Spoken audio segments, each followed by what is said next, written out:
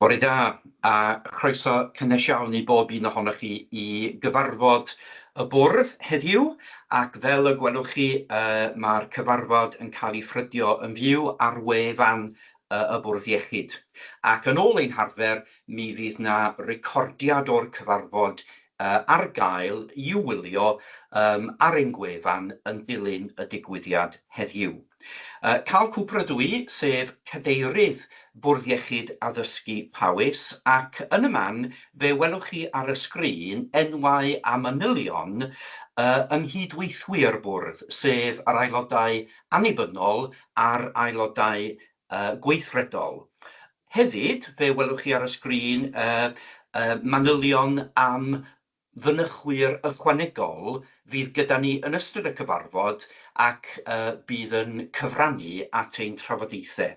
Yn ogystal â enwau cydweithwyr sy'n methu bod gyda ni heddiw a dyn ni wedi derbyn eu hymddiheuriadau am absenoldeb. It's a really great pleasure this morning to welcome each and every one of you to this meeting of the board of Powys Teaching Health Board. And as always, this meeting is being live streamed via our website, and a recording of the meeting will be available to watch from our website after the event today. My name is Carl Cooper and I'm the chair of the board, and in a second or two you will see on the screen details of my board colleagues, both independent members and executive members, as well as details about other colleagues that will attend our meeting today and contribute to some of our discussions. Also there are those colleagues that can't be with us today and whose apologies for absence we have received. I'd particularly like to welcome, as we begin our meeting, Paul Hooton, who is our new Executive Director for Nursing, Quality, Women's and Family Health. Paul, it's really good to see you at this, your first board meeting. We look forward to your contribution, and we certainly look forward to continuing to work with you here in the Health Board and in Powys. Pwrpas y bwrdd ydy bod yn gorff llywodraethol ar gyfer y sefydliad.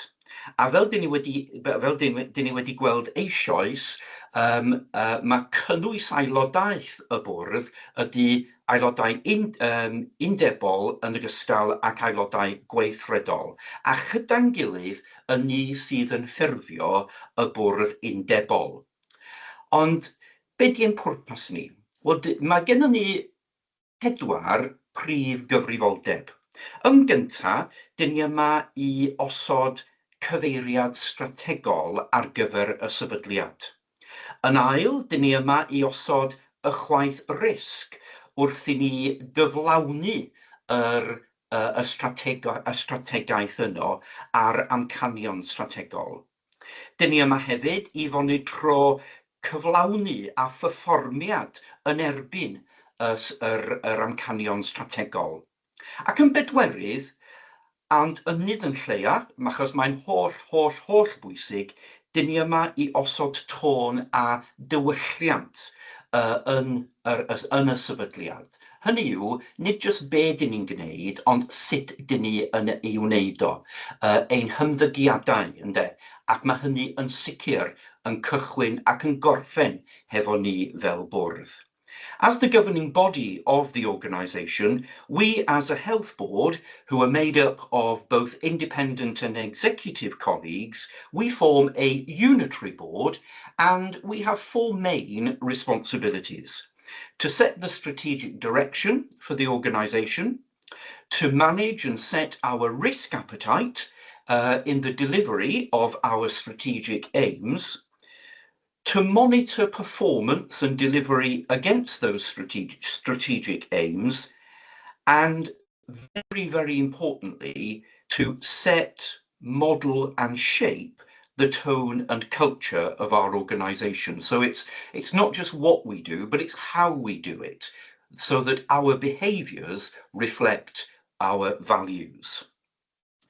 Ac Yn unol â rheoliadau y Gwasanaeth Iechyd yng Nghymru, mae'r cyfarfod yma yn cael ei gynnal yn gyhoeddus, ond mae'n bwysig falle i esbonio taw nid cyfarfod cyhoeddus mo hwn. In accordance with the NHS Wales regulations, we are meeting in public today. It's important to draw a distinction, I think, between that and a public meeting. So this isn't a public meeting. The only people that will contribute to our meeting today are board members and those invited contributors and those invited attendees. But at every board meeting, we do invite questions and feedback from the public, and any person can contact us, and the information is on our website as to how to do that, and then we respond to those questions as a set item on our agenda at each of our meetings. So please, if ever you would like to pose a question to us, then do look at our website. The information is there about how to do that. We will take various breaks during our meeting. We have a long meeting today, as always, and of course we will take an extended lunch break at around about 1 o'clock. And so without any further ado, let's move to our agenda. The agenda and all the papers for today's meeting, again, are accessible from our website, and please go to our website to access those papers and to read through them should you want to do that. So we first of all come to item 1.2 on our agenda and to declarations of interest. We have a number of declarations registered on our register of interests. Colleagues, would you please indicate if there are any additional declarations of interest separate to and other than those already registered that may affect any item on our agenda today? There are none, so thank you for that. We therefore turn to item 1.3 on our agenda and the action log. And I'm going to turn to our board secretary to just take us through the action log and anything that needs our attention today. Thank you, Helen. Bore da. Good morning, everybody. Helen Bushnell, Director of Corporate Governance and Board Secretary. Colleagues, there are just two actions on the action log. Both are recommended to be as completed. One was in relation to the Integrated Quality and Performance Framework, and those measures have now been integrated into the report you see today. The other one was with regards to the report that Katie provided from Llais. The conversation had previously taken place and we've provided an update, but we will continue those conversations in our regular touch points that we have with Katie and her colleagues as well. So unless there's any queries, Carl, both are recommended for completion. Thank you, Helen. Would anyone like to comment or ask a question, contribute at this stage as regards any of those actions and the recommendation that they be closed? No, so thank you for that, and those actions are therefore closed. We therefore go to our patient experience story, and just before I invite Paul Hooton to introduce this story to us, we have had a couple of patient experience stories over the last few months that have dealt with very, very sensitive and sometimes quite painful experiences. And today we have another one of those that deals with grief and perinatal grief in particular. But Paul will introduce this. I'm just conscious that you know, these kind of experiences are also the experiences that many people go through, including board members. And then after the story, I will ask Elaine, our executive director, to come in as well with some closing comments. But over to you initially, Paul. Thank you. Hi, good morning, Carol. And firstly, thank you for that warm welcome earlier on in the meeting. Yeah, it's my pleasure to introduce this patient's story. It is one of our own staff here in Powys that's telling her story. You may remember Ellery from last year. Ellery initially came to speak with us when we were doing the series of grief stories, and at the time, Ellery told of her journey and her story in relation to losing her baby Hope, at 20 weeks into her pregnancy, and the impact that had on her. Ellery has come back now to continue her journey in terms of that story. And today she is telling us about the after effects of that and the journey she went on with her perinatal mental health team to support her through that, her and her husband through that grief at the time. So without further ado, I'd like to introduce Ellery. I would say it's an audio story, and it can be a little bit hard to hear. So you might want to turn your volumes up on your laptops or your computers. Thank you.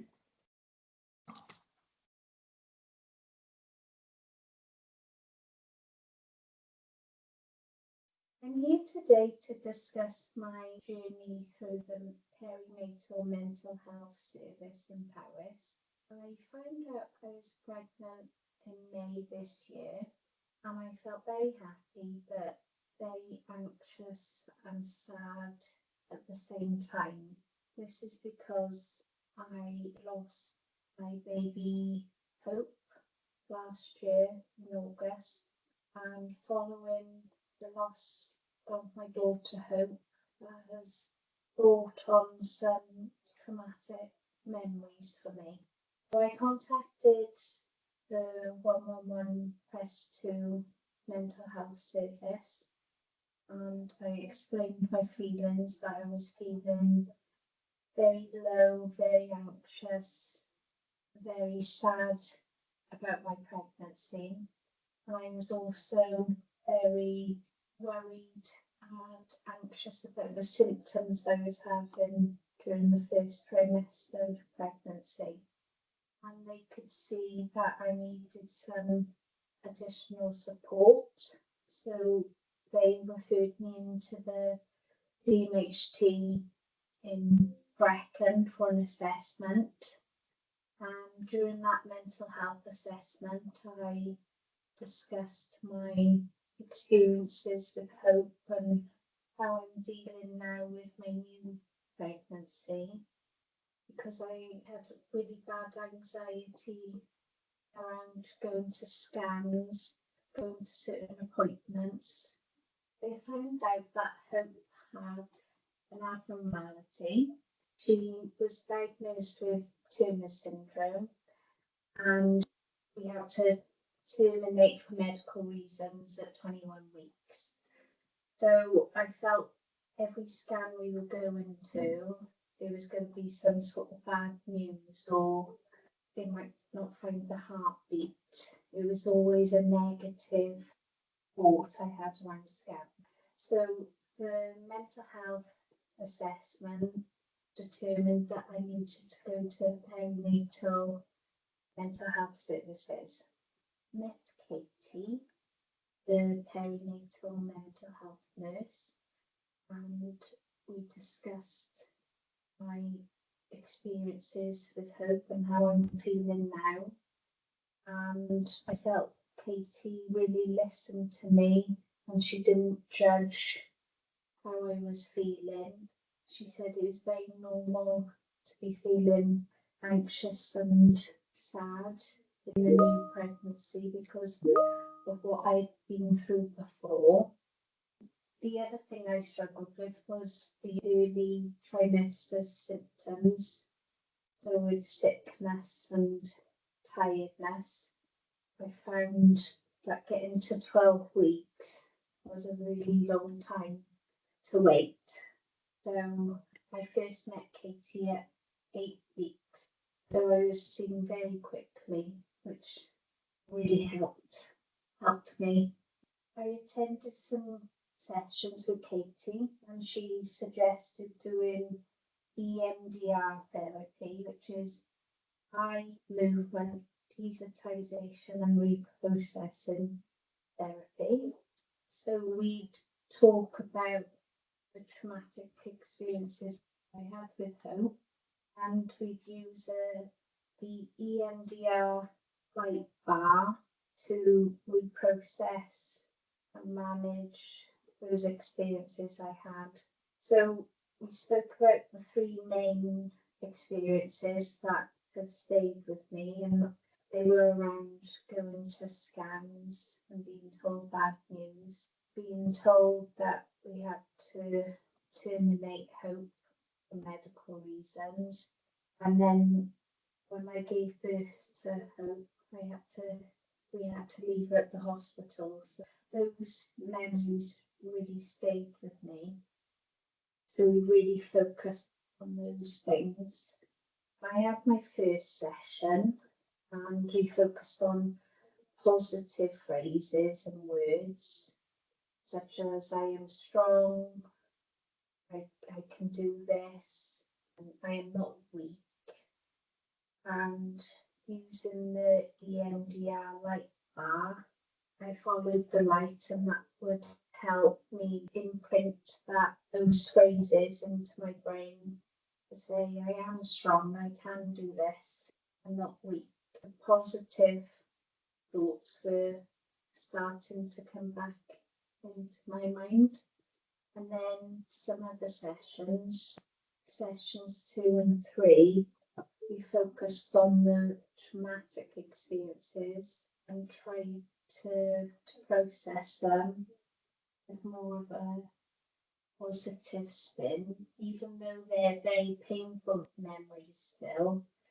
It was the way that we processed them and stored them in a box, really, in my brain. So even though they're still there and not as painful, I felt that after the 3rd session, my mood outlook on this pregnancy really changed. I was feeling less anxious. I was looking forward to meeting our baby, because at the beginning of the pregnancy I wasn't looking forward to that, and felt that I wouldn't be able to connect with my baby.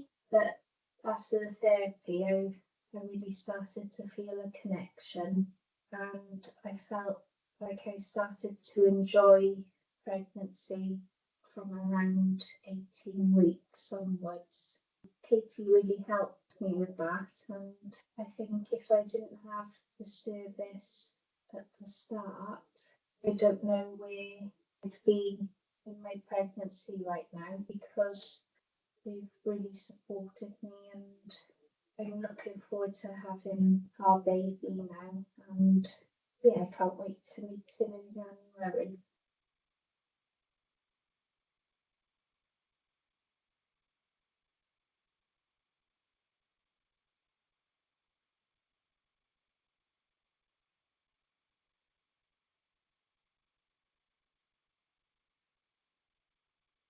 Carl, sorry to interrupt you, Carl, you're just on mute. I apologise. I was reiterating the message on the last slide of that story, that presentation, and just on behalf of all of us, I want just to say a very, very, very big thank you to Ileri for sharing her story with us. It is an experience that a number of people go through, and it's also very encouraging to hear that the services that we provide have proved so helpful and supportive. And on that note, I'm going to invite Elaine Lawton, our Executive Director for Community and Primary Care, to come in at this point and just draw our attention to those services and the support that they can give. Thank you, Elaine. Thank you, Carl, and my thanks also to Ileri for her story. As you say, many of our people across Powys experience difficulties through their pregnancies, and the very small perinatal team that we have work incredibly hard to provide services to be able to support people and enable them to move forward. The services that they offer are quite wide-ranging. They provide a professional advice line to any professional across Powys who come into contact with women during the perinatal period who may benefit from support. And then where that's identified that they need that support, there's a number of services that they offer. They offer that joint assessment following triage by 111 press 2 or a single point of access. They have perinatal practitioners who can provide that coordinated care with our community mental health teams. They offer preconception advice to women with mental health issues who are concerned about pregnancy or would like to explore pregnancy but need to explore some of their feelings and ways of coping before. There's specialist perinatal assessments, both in terms of part 1 of the mental health measure, which is for people with low to moderate mental health needs, and also perinatal health practitioners to offer support throughout pregnancy. I hope that is of interest and use, but it is really important to say that this is a very small team. They're a team who are so thoroughly committed to supporting our women and families across Powys. And I wanted to share also my sincere thanks to all of them. Thank you. Thank you, Elaine.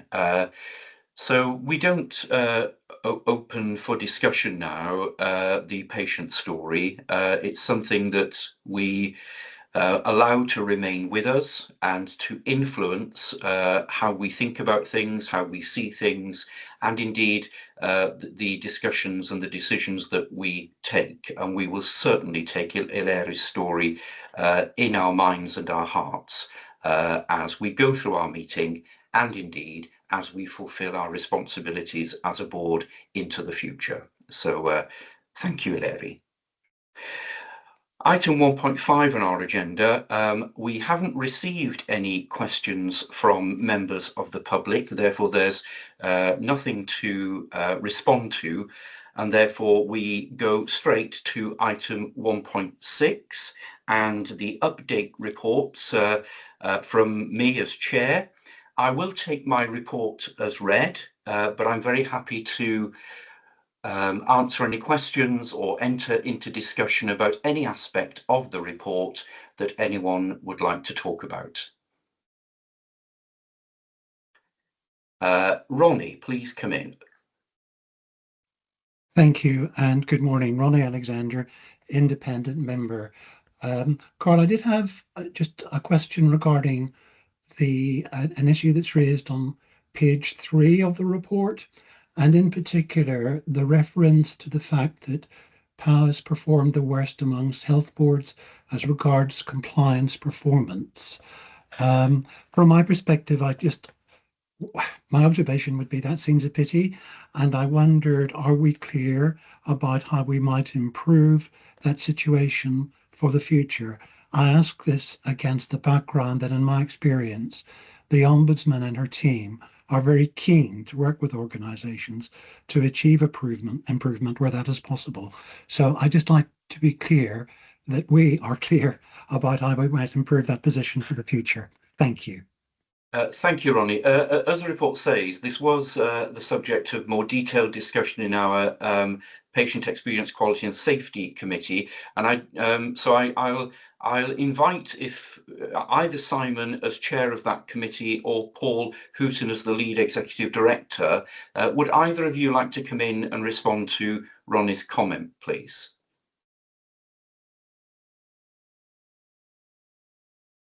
I'm happy to come in. I was just waiting to see if Simon wanted to come in as well. I suppose we're on an improvement journey there for sure in relation to some of our open concerns, etc. And the majority of the concerns that we are addressing are what we would call minor concerns, no harm, no injury caused. In relation to our moderate concerns and above, We're on course of investigating and closing all of them off, and we are in line with Welsh Government for the majority of them. It was just a high volume of low concerns, and these might be things around very minor things, and often it's process. People just haven't clicked the right button to close the concern out following investigation. And we have, over the last number of weeks since our Patient Experience and Quality Committee, closed a significant volume of them, and we're on course to close the rest of them by the end of this year. And we are bringing an interim report back later this week in relation to where we are. I see Simon's on as well. He may want to come in on that as well. Yeah, just to confirm on that point, I was going to bring it up in the PEC's report. The backlog of incident closures has received significant attention over recent weeks, and I've received assurance in the past week that those matters are being dealt with, and that interim report, as noted in the PEC's minutes, will be with us in the next week. Thank you. Ronnie. Thank you, that's very helpful. Thank you. So Mick, please come in. Thanks, Chair. Borodar, Mick Janassi, independent member. I wanted to ask the same question as Ronnie, but there was a follow-on to that, just seeking some reassurance that we are actually responding to the Ombudsman. It does appear to, kind of ask for a proactive response directly from the board, and I didn't pick up that we were actually doing that. So just that reassurance, please. Yeah, I can confirm that we have already responded in writing in the way that the Ombudsman requests, and as we've already acknowledged as well, there have been a more detailed consideration of these matters in our PEC's committee, but that written response has been sent.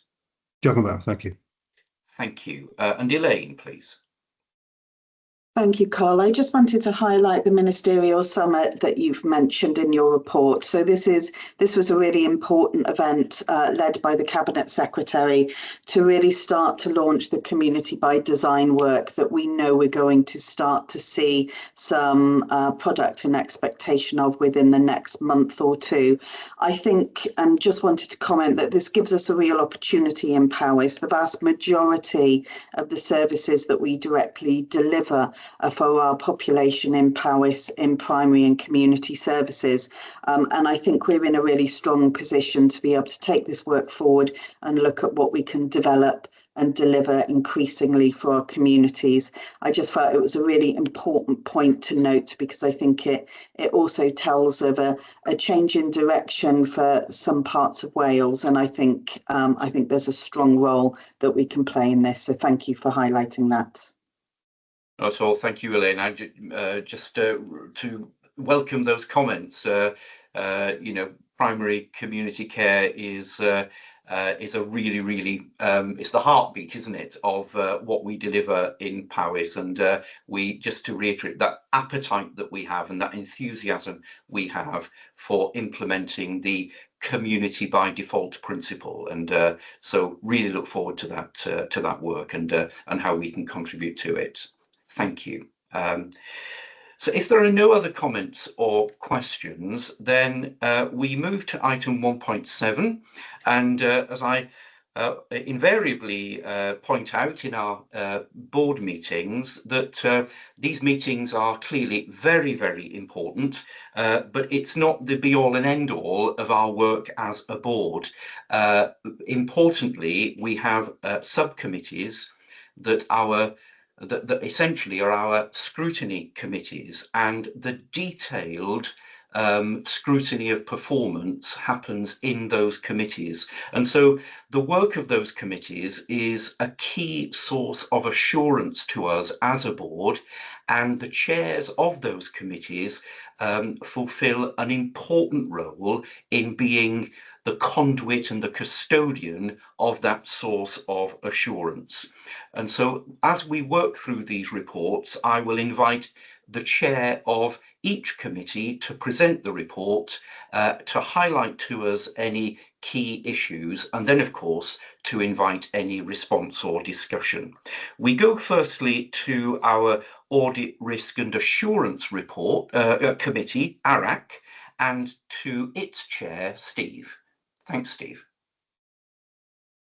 Thank you, Carl. I'm Steve Elliott. I'm the independent member for Finance and chair of the Audit Risk and Assurance Committee. So there are just a few points to highlight in the report, which is quite comprehensive.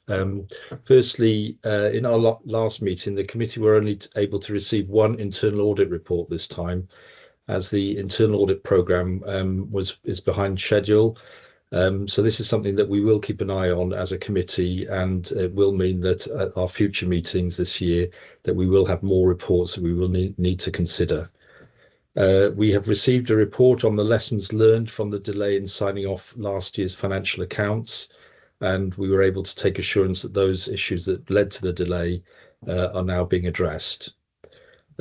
We also received an updated report on the financial controls in operation across the organisation and took assurance on the level of controls in place.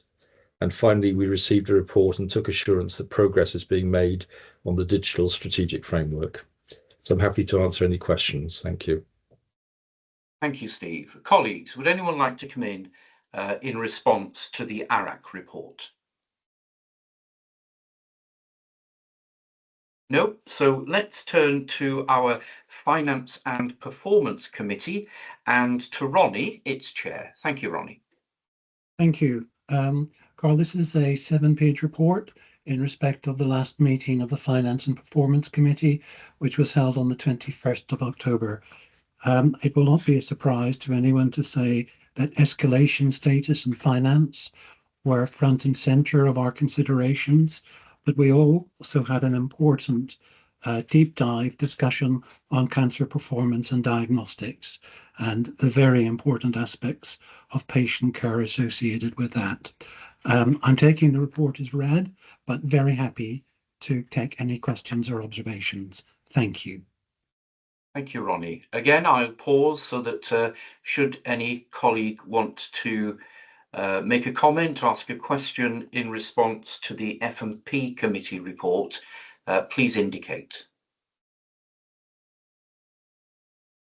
There are none, so we turn our attention now to our PPPH committee, the Planning, Partnership and Public Health Committee, and its chair, Robert. Thank you, Chair. The last meeting was on the 20th of November, so the full minutes are not yet available. There's a list in front of you of the main items that we considered. So I wasn't proposing to discuss these. I will do in more detail at the next board, but just to say that the first two parts of our agenda are on today's board agenda. Thank you. Thank you, Robert. Once again, colleagues, please indicate if you have any contributions or if you would like to respond in any way to the PPPH report. We turn then to the PECS committee, the Patient Experience, Quality and Safety Committee, and to Simon, its chair. Thanks, Simon. Thank you, Chair. So the PECS committee met on the 23rd of October. I will take the report as read and just add a few comments, if I may.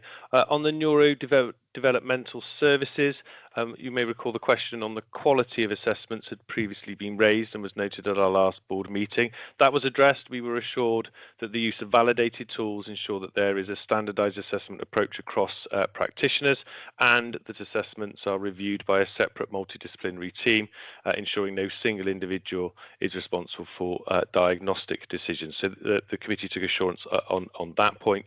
As we've just discussed in the integrated quality report, the issue of backlog of incidents was raised, and I'm pleased to report that significant work has taken place, and the assurance we just discussed around progress being made to close both the historic cases and those from 2025, together with ensuring that learning is taking place, and we do expect that report, interim report, to come to committee members next week.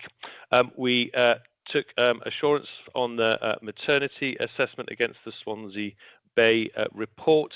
However, did note that we do need to give attention to where commission services are substandard, and that will be coming back to the committee in a future meeting. Otherwise, we received really helpful reports on the general dental service, clinical audit, medicines management, and considered the committee risk register.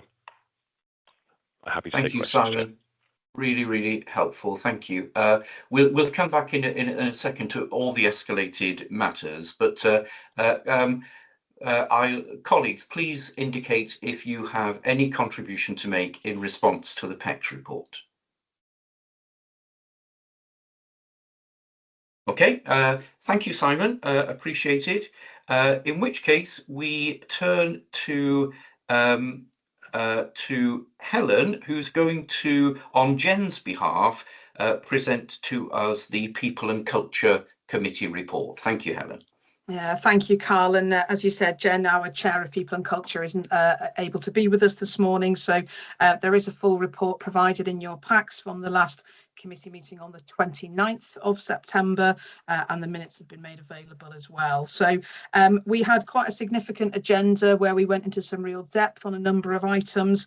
Just to briefly outline, they were the workforce and performance report, a report that has really developed over time, and there was a particular focus on the very positive reduction of on and off agency usage now in place. We then heard from Deb Wood-Lawson's director's report. Again, a number of important matters covered, but particularly the success that we've seen in strengthening our healthcare support worker workforce in terms of our wider permanent workforce. We had a deep dive in terms of one of our themes on Great Place to Work, where we particularly looked at staff retention and staff experience, amongst other things. An important topic then on violence and aggression incidents. And finally, we looked at our committee risk register as well. Thank you. Thank you, Helen. Is there any contribution? Is there any response to this report? Elaine, please come in. Oh, sorry, Carl, I've not popped my hand up for this one. Oh, sorry, Elaine. I thought I'd seen a new indication from you. Apologies. So if there are none, then thank you, Helen. And before I just turn to Hayley for the Executive Committee report, I should just explain, or at least apologise to Hayley, because in my eagerness, I skipped over the Chief Executive update at item 1.6 on our agenda. So I do apologise, Hayley. What I suggest, therefore, is if you present the Executive Committee report, please, we'll then go on to item 1.8 and invite Katie to present the Schleiss report, and then perhaps at that point we can come back to your Chief Executive update. But I am sorry for upsetting the order of things. But over to you. Oh, it's perfectly fine. Thank you. Morning, everybody. So I would take this report because there's a substantial number of matters within the Executive Committee report as read, Carl, and happy to take any questions you may wish to raise.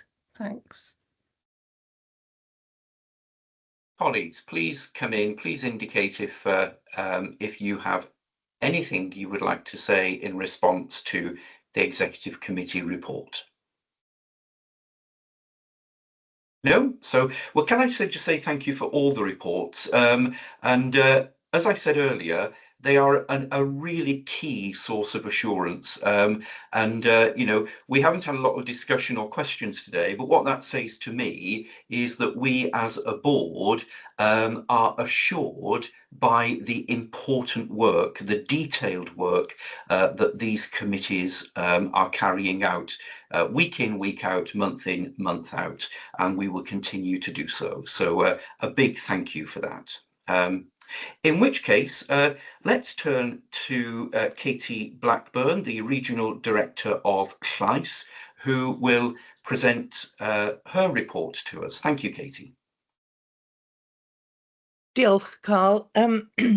Just to be clear, I'm Katie Blackburn. I'm the Regional Director for Llais, which is the independent statutory body representing what we hear from patients and communities in health and social care, and I'm not part of the decision-making process here today with the board. I'll take my report as read, but there are just a couple of additions, Carl, if that's all right. I've slightly readjusted how I've presented what we've heard. As I'm sure board members are aware, we try and undertake an event in each of the 13 localities each year. And I think you can see from that table the benefits are paying off of working at that very local level, because the issues and the concerns are very different. So there's a lot of detail behind that table. We've been invited to your board development day in December, and I'll use that as an opportunity to go into some more of that detail then, which I hope will help inform you set your priorities for next year. I think it's just also important to say that we've used a 6-month sort of reflection point and some new staff in the team to review and streamline our processes so that we're more responsive and highlight the impact. So we'll still maintain the stakeholder group, which is the group we host with representatives from the Health Board, the local authority and PAVO to discuss what we've heard, and we will do those 4 times a year.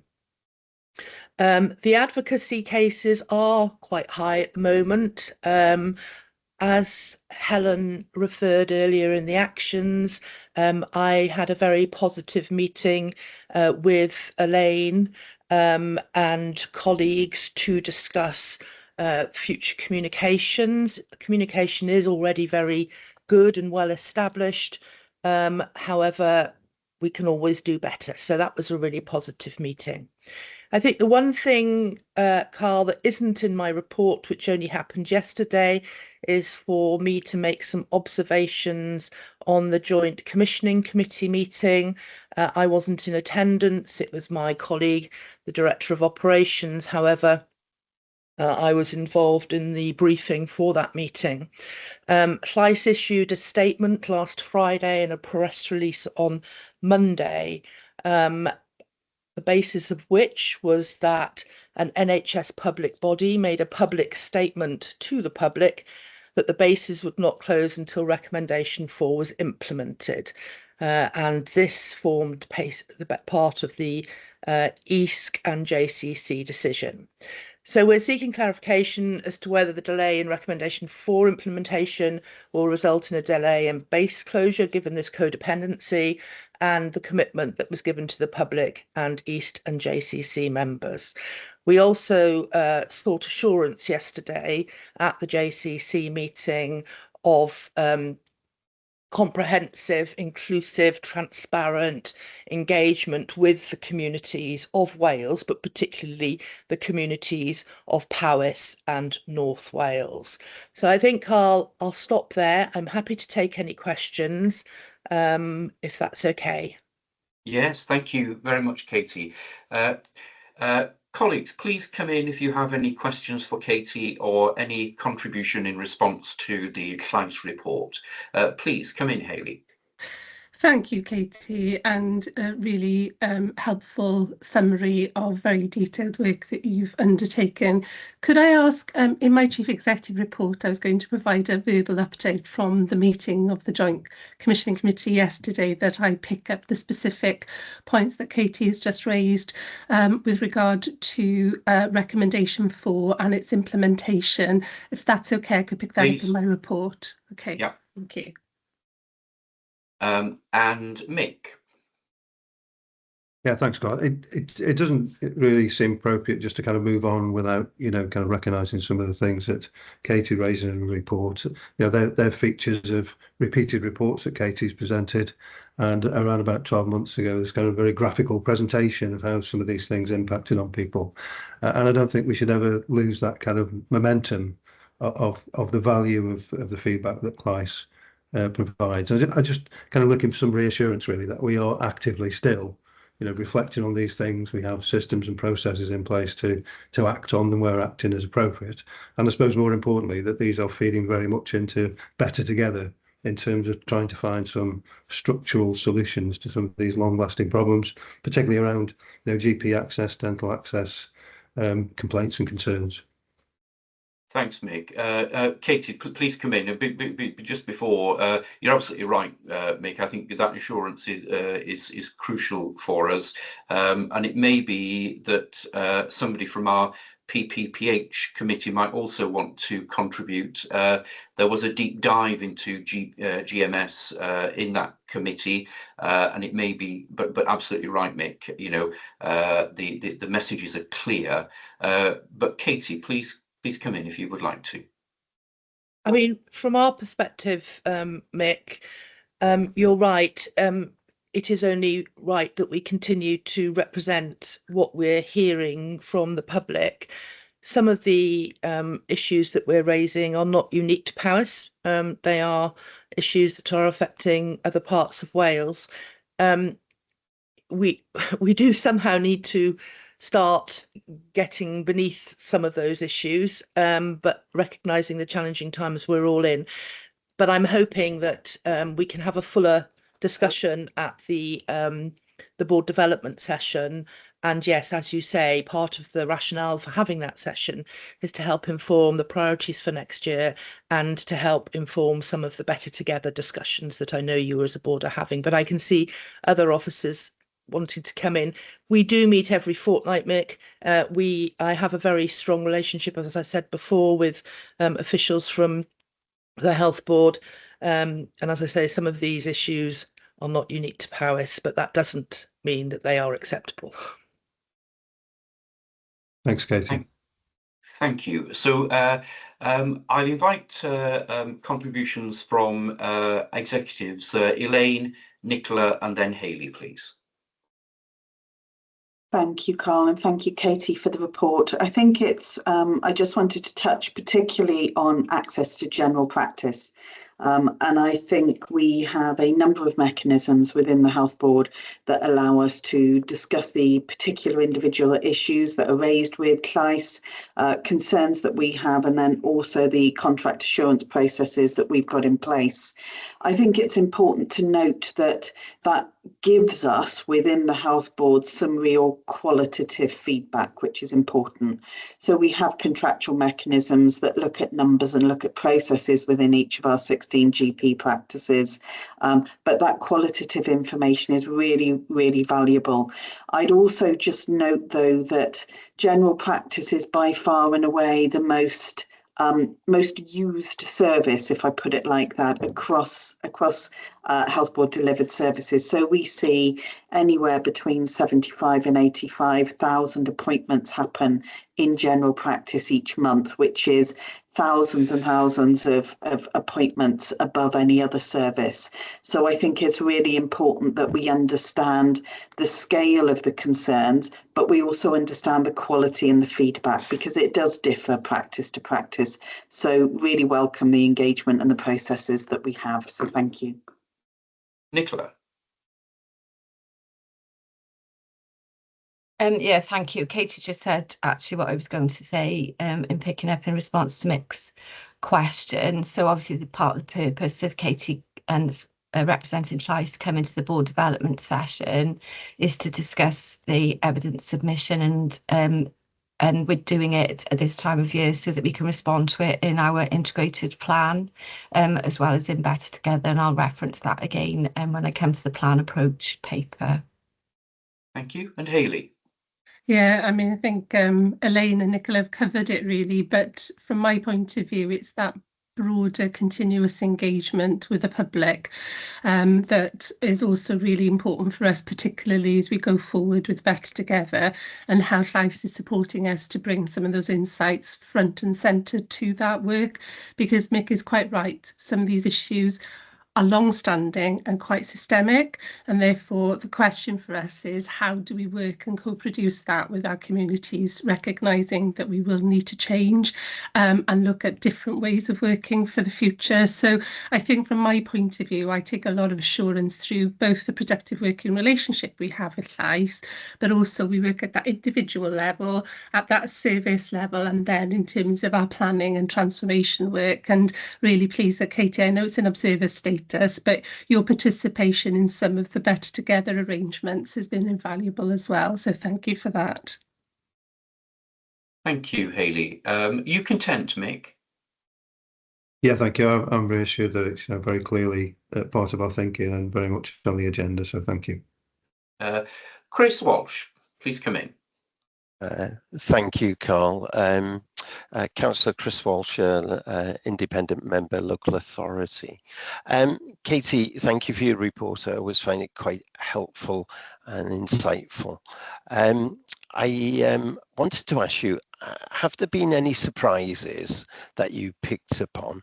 Because the one that springs out, and I look at your table of some of the what you've heard, and the one that I was surprised in seeing under the social care concerns was about staff training gaps.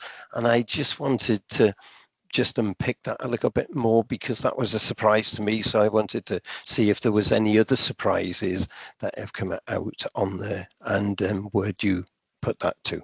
Thank you. Katie, do you want to respond to that, please? Yes, I will. I mean, it's really interesting, Chris, because as I say, and you can see from that table, we are picking up different issues and different good practice and different concerns in each of the 13 localities. That particular issue I have picked up with Nina Davis at the local authority, and it was to do very much with sort of social workers and sort of changes in social workers and that side of things. But I'm very happy to pick it up outside of this meeting and talk to you in more detail about that if you find that would be helpful. Yeah, I just think it's one of the benefits of doing it on a much more local basis. You get a much greater insight. And yes, there are surprises. When we were in Llanfair we picked up that actually people are going to Wrexham Miler on a much more regular basis than we had envisaged. So there are sort of not anomalies, that's the wrong word, but there are sort of local patterns and pathways of behaviour that are unique to a particular locality. But I'm happy to go into more detail perhaps as part of that development session. Okay, thank you. Thank you, Katie. So a big thank you for your report, Katie, and for the conversation it's sparked and the ongoing actions and work that will take place. We certainly look forward to our conversations at our board development session. So as always, I want to give you an opportunity now to share any observations, comments, reflections you have relating to any other item on our agenda, so that when we come to that item, we can make sure that we build that into our discussions and into our considerations. So do you have anything that you want to say, Katie? Thank you, Carl, for that opportunity. There are a couple of things that I'd quite like to share and make observations on, really. Primarily on the performance report and the Better Together paper. So following on really from what I said about EMITS and appreciating that Hayley's going to update you from her attendance at the meeting yesterday, we are hearing that more and more people are driving themselves to hospital. And we are hearing that on occasions that's actually suggested by 999. So whilst the amber calls in Powys look quite healthy and the response times look positive, I just thought I'd share with you that observation. With regard to the urgency and emergency care data, and I think it links into the Ombudsman's letter as well, I will be writing to making a representation to the executive to clarify the data is very much based on MIUs for urgent and emergency care, and similarly the Ombudsman letter is based on complaints about the health board. Of course, Powys patients access services outside of Powys, and so I would like to start to understand the impact of transfer and treatment and delay of Powys patients accessing services elsewhere and Powys complaints against other health boards. With regard to the performance report, I note that the data that's provided is in August 2025, and I would be interested to understand and have clarification on the impact of the board decision to change those waiting times on the basis of then and now that that decision has been implemented. And similarly, I'd be interested to understand the impact and the communication of that change on individuals, on GPs, on other services, on physiotherapy and that sort of thing. So that would be helpful. With regard to Better Together, very quickly, temporary service changes, clearly it is now likely that those temporary service changes will be temporary for 2 years. That causes, as we all know, a great deal of anxiety from those communities. And therefore, I have already had discussions with Kate Wright as the lead exec director for the Temporary Service Change Board about the need for a comprehensive communication plan for those communities and a renewed integrated impact assessment. So I seek assurance on that. And just on the temporary service changes, just to inform board that we have committed to undertaking visits to those co-located ready to go home units and rehabilitation units in January, and we will also be seeking, or at least trying to seek, the views of other individuals within that community on any potential unintended consequences. So I'm happy to pick those up. I appreciate that's a bit of a list, Carl, but I'm happy to repeat them if it's needed or helpful at that point in the agenda. Thank you, Katie. It is helpful, as always. And so you've raised a few issues with us, quite rightly, quite legitimately. What I'm going to suggest is that your points around amber calls, people driving long distances, Hayley is going to mention something about EMERTs in a moment.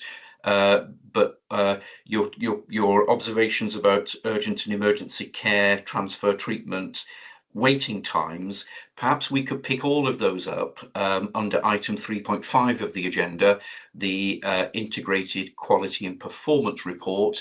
Now that might be Nick, or it might be another executive that wants to come in at that point. Equally, the points you raise with us around temporary service changes in relation to communication impact assessments, I suggest that we pick those up under item 3.3, which is the Better Together item, and that may be something that Deb will cover, or again, one of her executive colleagues. So we certainly won't lose them. So a big thank you for that. In which case, we do go back now, with apologies, to item 1.6b on our agenda, which is the report I inadvertently skipped over, and it's the Chief Executive's update. Over to you, Hayley. Oh, brilliant. Thank you.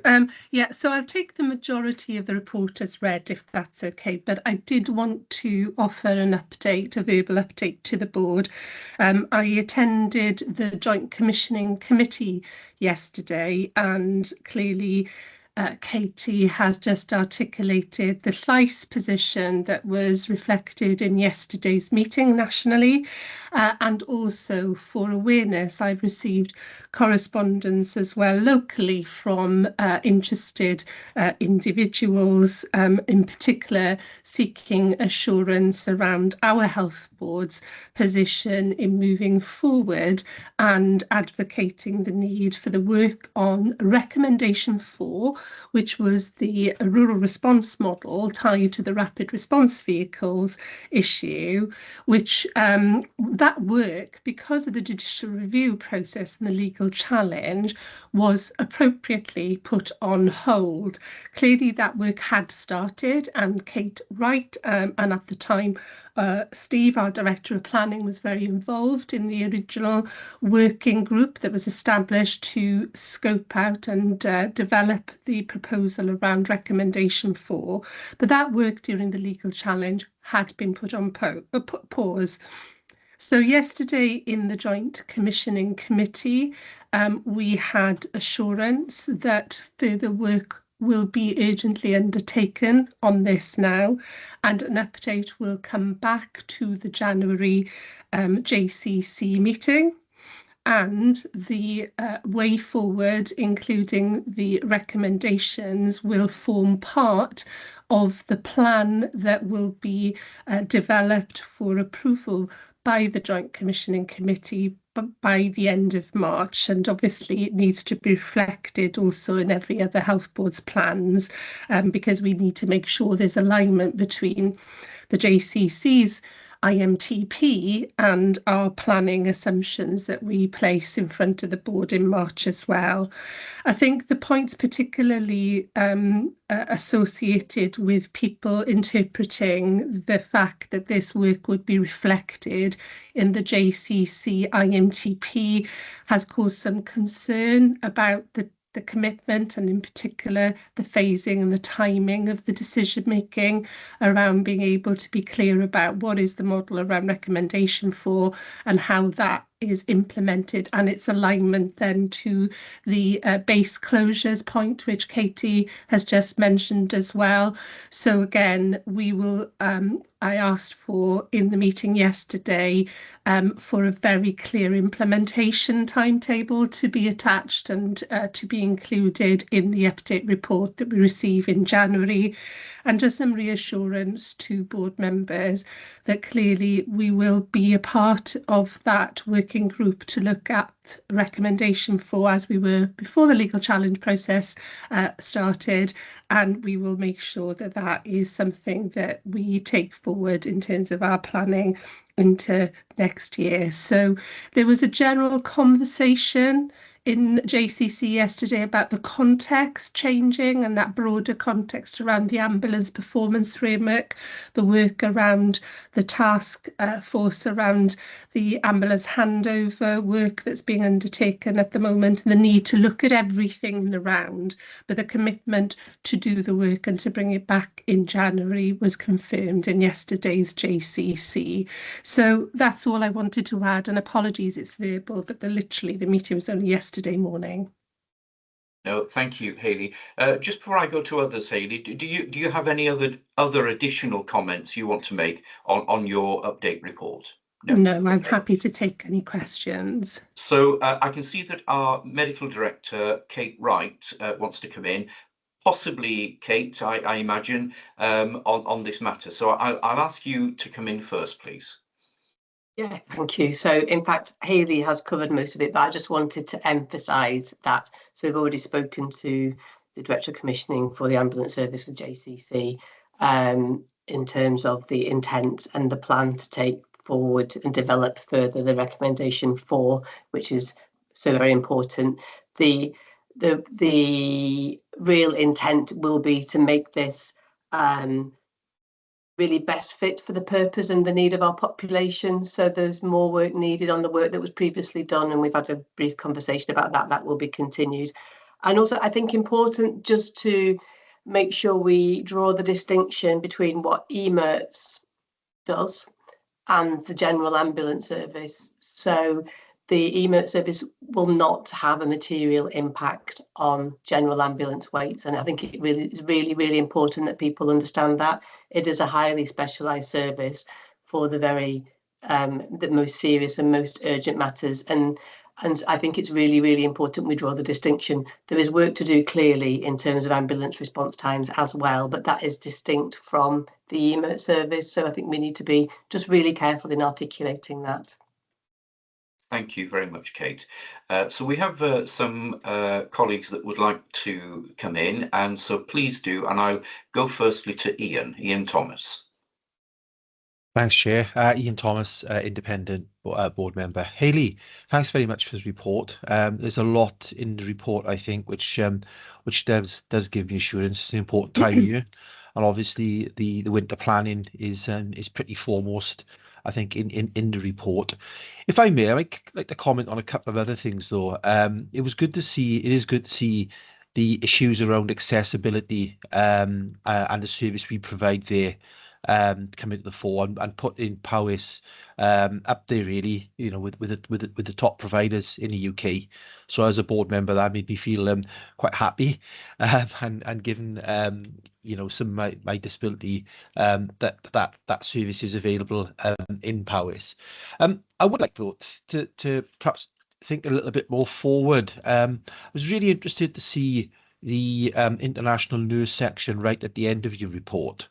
And given that we have to plan continually for the future and the recruitment issues we sometimes do experience in Powys, and the 6 nurses that we highlight there coming in. And I had the question really about the ability for us to be able to provide the appropriate kind of support for nurses coming from overseas. And I'm thinking particularly in terms of accommodation, because obviously we need to be able to plan for the future. And with nurses coming across, we need to make sure that they're appropriately housed and given access, I guess, to the workplace as well. So I was just curious, really, as to how we are supporting that kind of settling in transition for that particular group of workers. Thank you. Hayley, I wonder if we might just note Ian's question for now. I'll invite a couple of other colleagues to come in, and then either you or you can signpost to one of your exec colleagues for response. So, so let's go to Ronnie. Thank you, Chair. Hayley, I'd just like to begin by saying this is a really comprehensive report, and I'd just like to acknowledge that. There are a number of questions that I could ask, but I'll restrict myself to just one or two, if I may, and say, first of all, that in relation to RSV, which is a significant risk, as we all know, to infants and older adults, at the weekend, the Health Security Agency said that there was a rapid increase in cases. So I'd just like to be clear where we stand in relation to vaccination on that. And then as a supplementary around the flu issue, you've provided data on flu vaccination for the public. Do we have any update information on where we stand on staff vaccination for flu? And I ask that particularly against the background that I was in a couple of hospitals in the southwest of England last week, and I was surprised about the extent to which flu is beginning to bite. Yeah.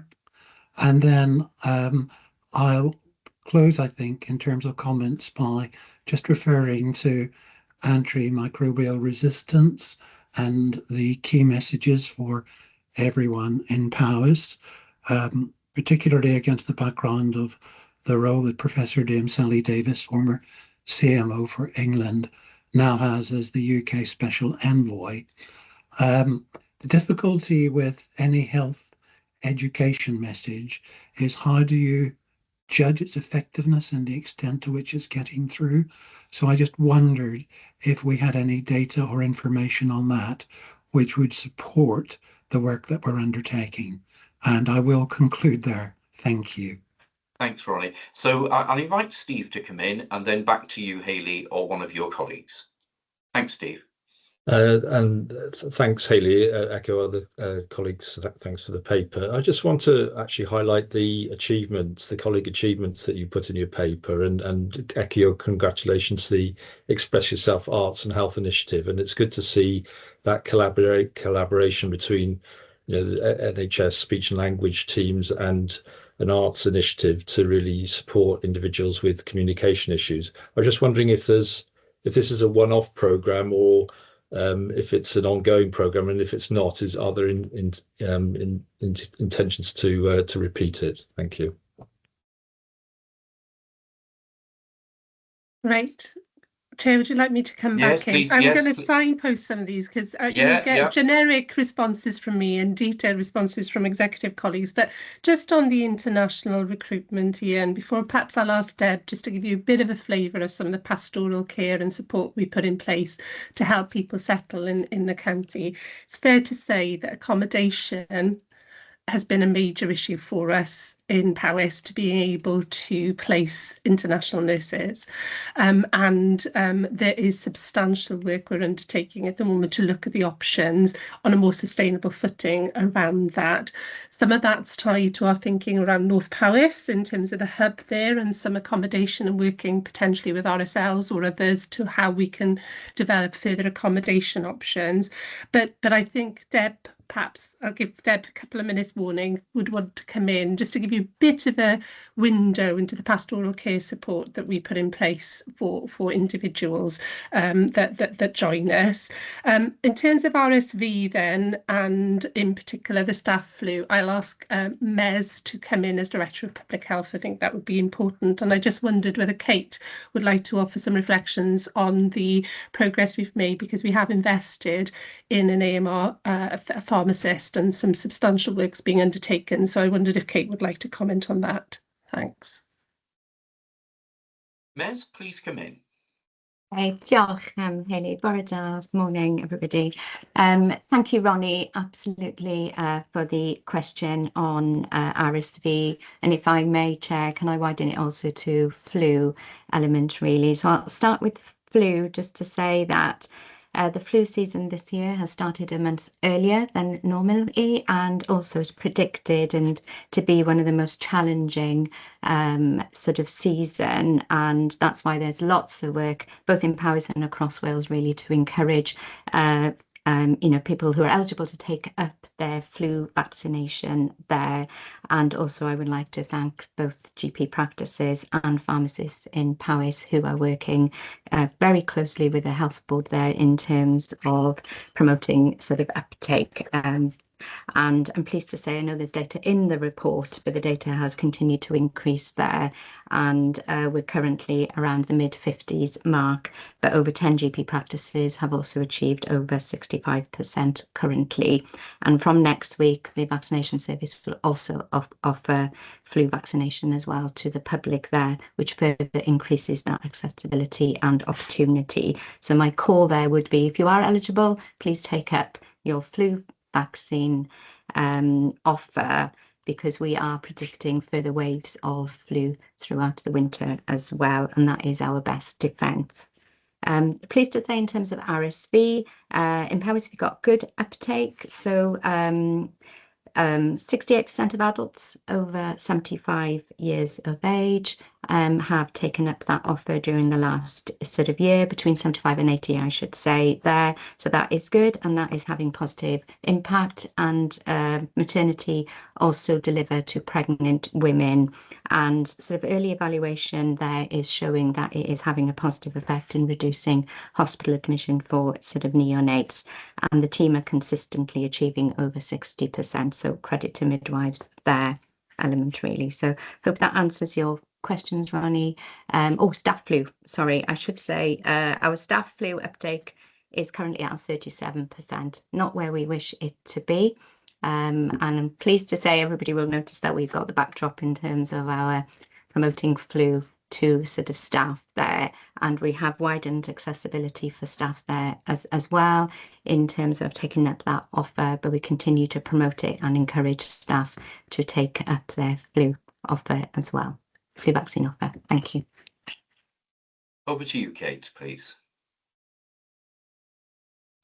Yeah, so excuse me. So really happy to update on the antimicrobial work. So we, in spite of lots of work and good work in trying to improve the position, we were an outlier for Wales in terms of our antimicrobial prescribing, but specifically the 4 Cs, which are the most important ones in terms of preventing C. diff, etc.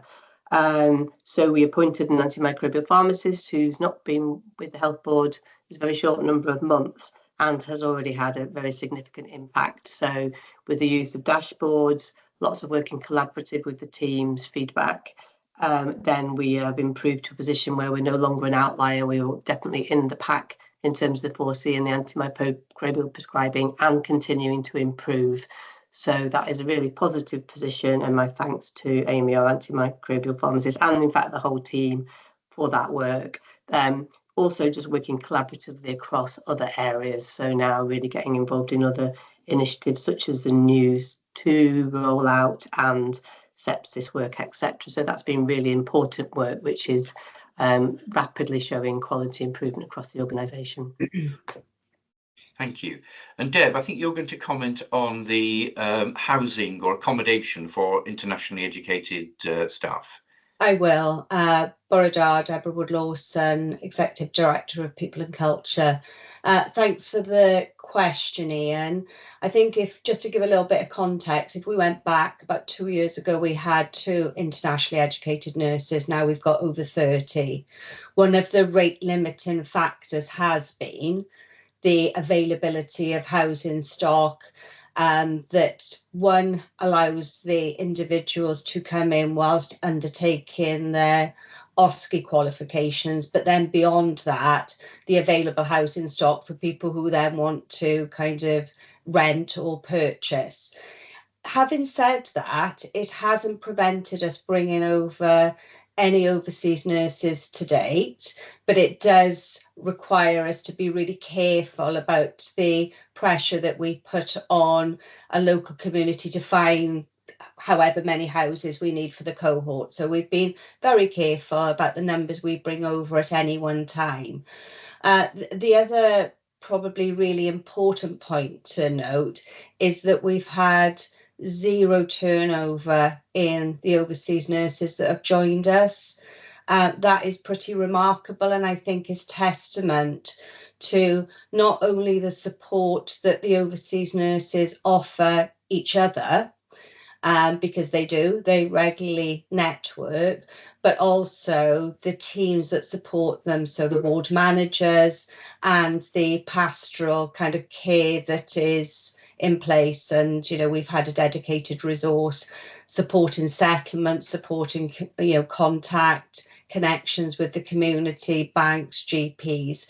So I think all of that said, it's really powerful. And we've actually moved now from overseas nurses in the volume that we were bringing, targeting now overseas nurses to support mental health, and a number of overseas doctors also joining us. So we continue to work through it, but it is a really positive story for us. Thank you, Deb. So I think Ronnie and Mick would like to comment further on the vaccination situation. I know that we still got to pick up Steve's question, and Hayley, I don't know whether you do that or whether you'd like to bring in Claire Madsen, but and then we'll see where we are with this agenda item afterwards. But let me go firstly to Ronnie.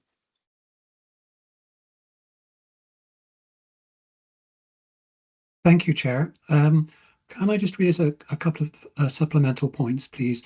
In relation to the staff position on Fluvax, I'm not sure what our statistics were at the end of the last flu season, but the percentage that you quoted does seem to me to be quite low. And I just wondered if there's anything else that we can do that might improve that. And then in relation to community vax, I just wondered, were we taking advantage of situations where older adults could have flu vaccinations and COVID vaccinations at the same time? And if that offered us economies of scale? Thank you. Mick, please. My question was essentially the same as Ronnie's. It does seem counterintuitive that our staff uptake rates are low and lower than the general population, albeit it's quite a specific age group within the population. I just wondered, there's clearly a lot of effort going in to, from the exec team to try and get people to take the vaccine. I just wonder what culturally kind of lies behind that, because we're going to talk about winter planning later in the agenda. having sufficient workforce is a key strand of the approach to dealing with winter pressures. And I just it just seems counterintuitive. I just wondered whether we tried to get behind the kind of cultural barriers that get us to this position. Thank you. Is that Mez, Hayley? Shall we? Yeah, please. Let's go back to Mez then. Yeah, thank you. So in terms of Ronnie's first question around co-administration of flu and sort of COVID element, really, from next week, the vaccination centre will be able to offer that element, really.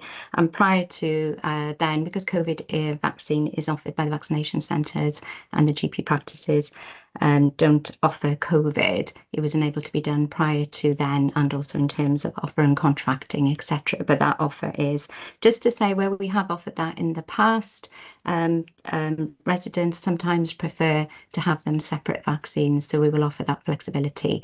But hope that helps there. And in terms of the staff element there, we are in line with the rest of Wales and have got one of the highest sort of rates in staff, and we continue obviously to offer, but it is, as I said earlier, not where we wish to be.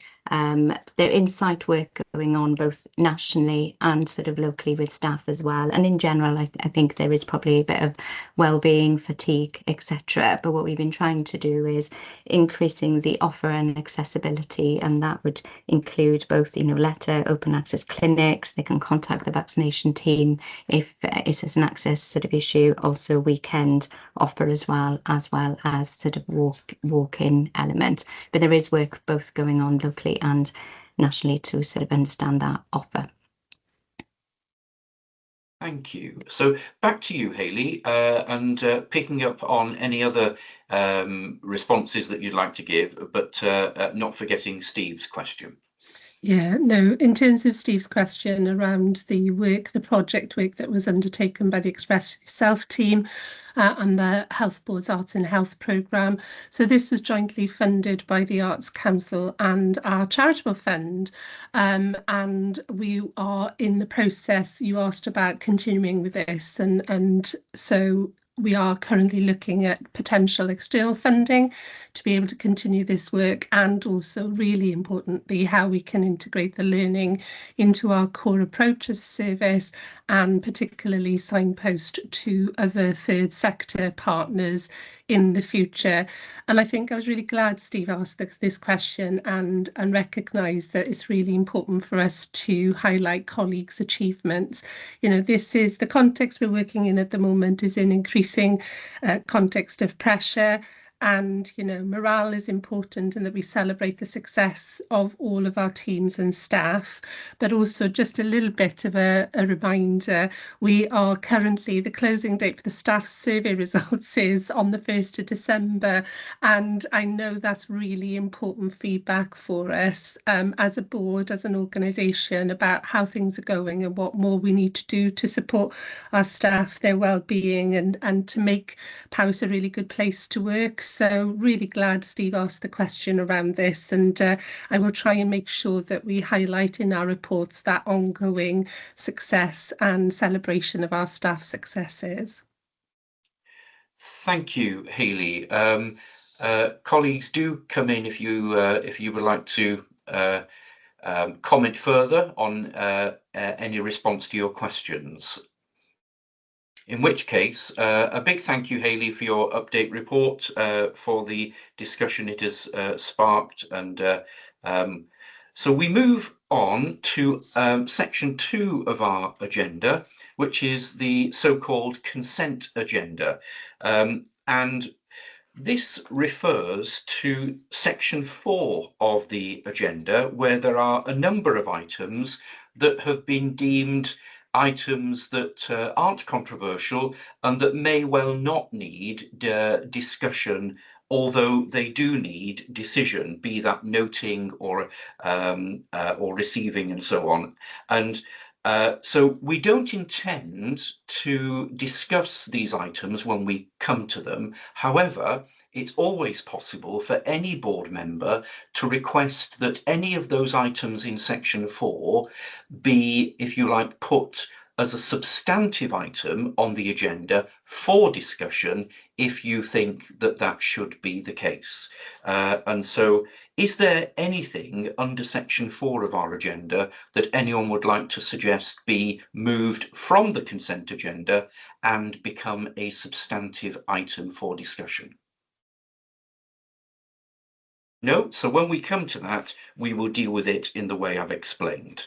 In which case, we turn our attention to item 3.1 on our agenda and our organisation escalation status. We're all very, very aware, acutely aware, that we are in level 4 escalation for finance, strategy and planning. We are in level 1 routine escalation for all other domains of the escalation framework, but as a board we certainly take this extremely seriously and are keenly addressing the urgency and the importance of our level 4 escalation. And I'll invite Hayley now to present the update. Thank you. Thank you. Okay, so there's just a few slides to take us through a reminder of the key points. Next slide, please, Liz. Thank you. So as Carl, our chair, has just confirmed, this update is a routine update to the board on our response to being placed at enhanced monitoring status level 4 for finance strategy and financial strategy and planning, and that took place on the 5th of November last year. And it is important to remember that there are a number of domains that we are judged against in terms of our escalation status, and we remain in routine status for quality of care, performance and outcomes, fragile services, governance, leadership capability and culture. We are taking a very structured and proactive approach to managing this increased escalation. And on the next slide, you will be able to see from the diagram here the current governance arrangements we're currently utilising, including the role of the board and its various committees in providing scrutiny and assurance that we are taking this very seriously and progressing as required against our de-escalation plan. Clearly, for us, we also have to work really closely with all of our partners because we are a substantial commissioner of services and also across the whole system within the county, importantly, with all of our partners, particularly social care, to address some of the system and financial pressures that we're facing. The next slide provides assurance on the reporting arrangements that we've got in place in the board to its committees, and you can see that in every meeting of the committees associated with the areas that they cover, we offer an update, and clearly it's a core part of the monthly work that we undertake in formal executive committee.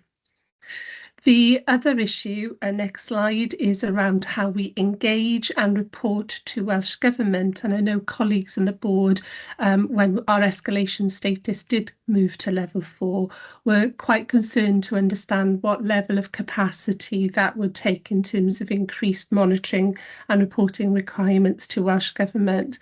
And this gives a little bit of a flavour of the arrangements that we've got in place. So members will be very familiar of the joint executive team meetings that take place to hold us to account against delivery of our plan, our performance, our finance, our workforce, and the general work that we undertake around quality and safety. And that our frequency of our IQPDs, which is integrated quality performance delivery meetings, are now monthly, and the preparation of the team to be ready to be held to account on a number of matters within those meetings are really involved and important part of assurance to Welsh Government on our work. I'm also pleased, Carl mentioned earlier in the meeting that tomorrow is our first public accountability meeting. This is a new arrangement that Welsh Government has brought into being, and 3 other health boards have been through the process to date. Ours is tomorrow, whereby we'll be needing to be held to account in a public setting regarding the work we're undertaking, and in particular the action against our de-escalation requirements, and that has been something we've been preparing for the last couple of weeks. I'm also pleased to inform the board that I have personally met one-to-one with the new NHS Chief Executive Director General, Jacqueline Tottedal, on several occasions, and really looking forward to working with her and Welsh Government colleagues collaboratively to address our system and financial pressures as we move into the latter part of this financial year and into the planning for the new year. Next slide, if that's okay, please, thanks. So as you're aware, we had received support from Welsh Government to commission an independent review, and colleagues will be aware that we appointed Grant Thornton and Clarity Consulting to work alongside us to review our plan, to stress test it and make sure that we had considered every possible avenue of improvement as an organisation, and also to particularly pick up on these 4 key areas. So really looking at our commissioning and contracting expertise and approach, and they're independently reviewing that, our work around continuing healthcare and complex care, and looking at how we can potentially look at a different approach and model to this going forward, and also looking at our systems of control and helping us to make sure that we've got all the possible arrangements in place to further deliver our financial plan, and supporting us to then incorporate that within our annual plan for next year, and in particular supporting us to look at the opportunity towards the route map to financial sustainability. And I know can't just look at finances, we need to look at sustainability in the whole. So this work is being undertaken in a context of increasing pressures on our services, increasing demand, workforce challenges, patient flow pressures, and obviously in a financially constrained environment. So as we're looking at the work that Grant Thornton is undertaking, we will be then incorporating that work into our integrated planning approach for next year. Next slide, if that's okay. We have so far the work is near completion, and colleagues undertaking the independent review are undertaking their quality assurance and final checks on the work that they've undertaken, and we're due to receive the draft report at the end of next week. So it's important, therefore, that we take on board their findings quickly and actually incorporate that within our plan. To date, they have not been able to identify for the last quarter of this financial year any significant actions that would benefit us financially in this year, but I am anticipating that the analysis will be identifying further opportunities for us to work into next year's plan for the medium to longer term associated with reviewing our commissioning approach, and in particular our approach to continuing healthcare, but as of yet haven't received the detailed benchmarking and analysis to underpin that. So the key, next slide if that's okay, the key task for us as a board is now to be very focused on our integrated plan. I know we're in an annual plan space for submission due to our escalation status, but we will need to be able to clearly articulate our route map to sustainability. And I think that substantial work has been in train over the last few months, but particularly, yes, in financial recovery, but also important that patient safety and quality of care and ensuring our critical services remain resilient is also equally having to be considered in the context of our integrated planning approach. So firstly, we will have a series of improvement actions which will be included in the context of financial recovery and turnaround and tied to our de-escalation criteria, and that will be based on the independent draft report we will receive next week, and that will need to be further embedded within our plan. And then also we've got to reflect very carefully how the board will have a clinical services plan in order for us to develop an approvable integrated medium-term plan against the backdrop of our 10-year strategy, A Healthy Caring Powys. Now, from my perspective with this, you know, clearly we've talked at length in the public domain about our different role as both a provider and as a commissioner of services. And clearly our plan will have to both set out some of the tactical decisions we'll need to take in what we provide within the county, and maximising what we can do to avoid acute demand being going out to the county, keeping people well as actually strengthening further our approach to our commissioning intentions regarding a number of matters. And I think particularly you will see a very strong focus on planned care and also our approach to referral management going forward in light of the increasing pressures that we're experiencing in the commissioning of acute and specialist care for our population.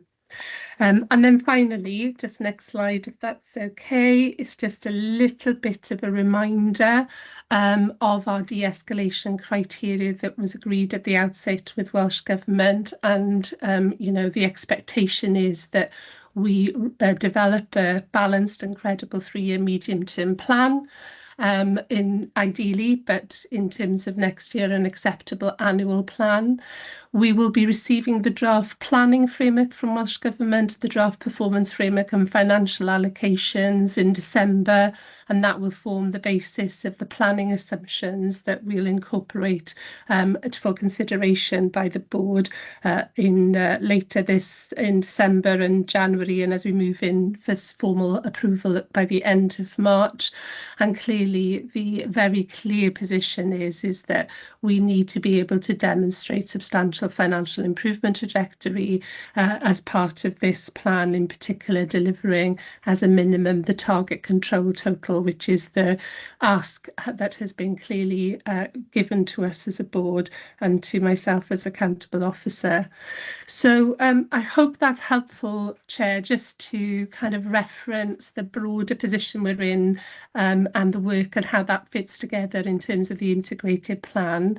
I know we'll need to continue to report on this progress, the challenges and the performance in the public domain.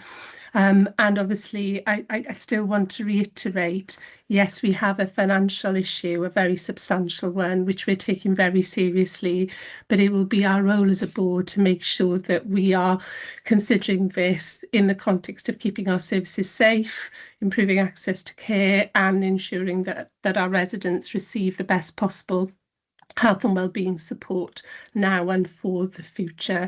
So I'm really grateful for everybody's contribution. The organisation is working really hard on the delivery of our current in-year position, and it will be really important for us as a board to work with partners and the public through engagement and support as we try and address these pressures together.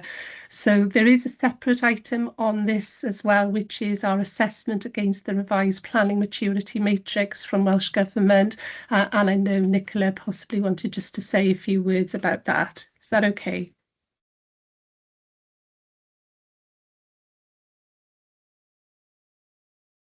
Carl, you're on mute, sorry.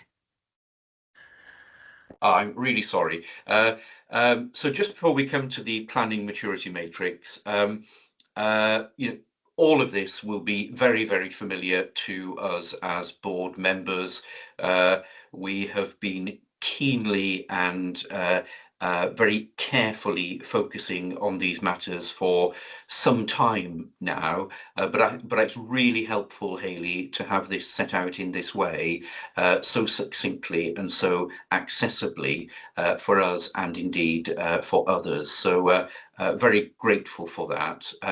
But I will pause should there be any board colleague that wants to come in and respond to or make a comment in response to the organisational escalation update.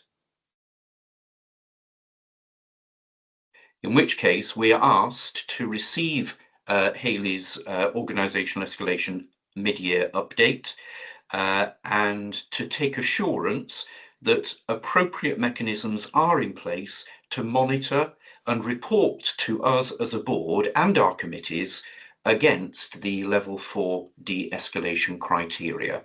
Would you please indicate if you don't support the recommendation or want to speak to it? In which case that is supported unanimously. Thank you.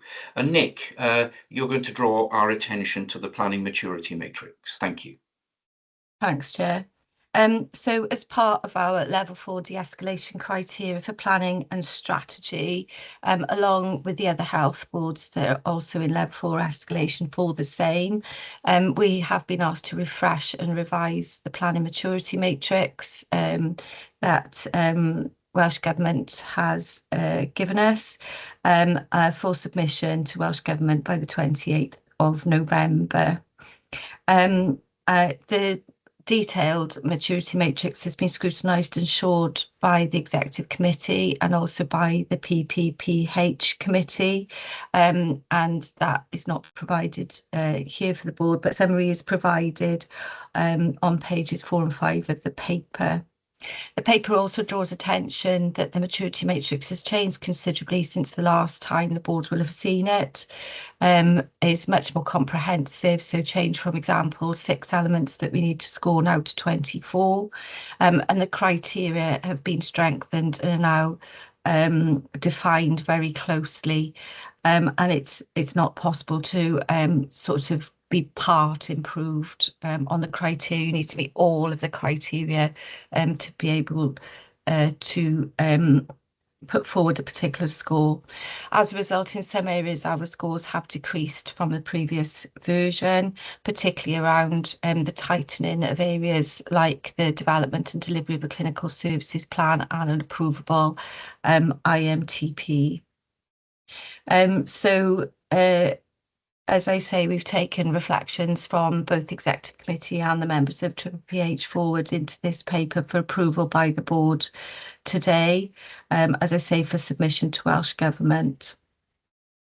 Our learning and reflections that were taken into the integrated planning process are also summarised in the report, and we have also asked for a reflection session with the Welsh Government planning leads for us and the other health boards after submission, so that we can reflect together on the learning from this strengthened maturity matrix and the experience of completing it. Thank you, Chair. Thank you, Nick. And as you say, this has been through our PPPH committee. Robert, in his report from that committee early, referenced it and the source of assurance that we had. Robert or any other members of that committee, if you have any additional comments you'd like to make, please indicate. But we'll go firstly to Mick. Thank you. Thanks, Carl. Thanks, Nick. So I think, if I remember rightly, we last saw this, probably about 10 months ago, and at that point we were moving forward. It's a very significant part of our de-escalation criteria, and I think we all recognise that this has to be a focus. And so to see it kind of moving backwards, in essence, because the goalposts have been moved, it is quite disconcerting. But I wonder whether you give us a sense of, in that intervening period, have we made progress, which is now masked by the fact that we have a different scoring mechanism?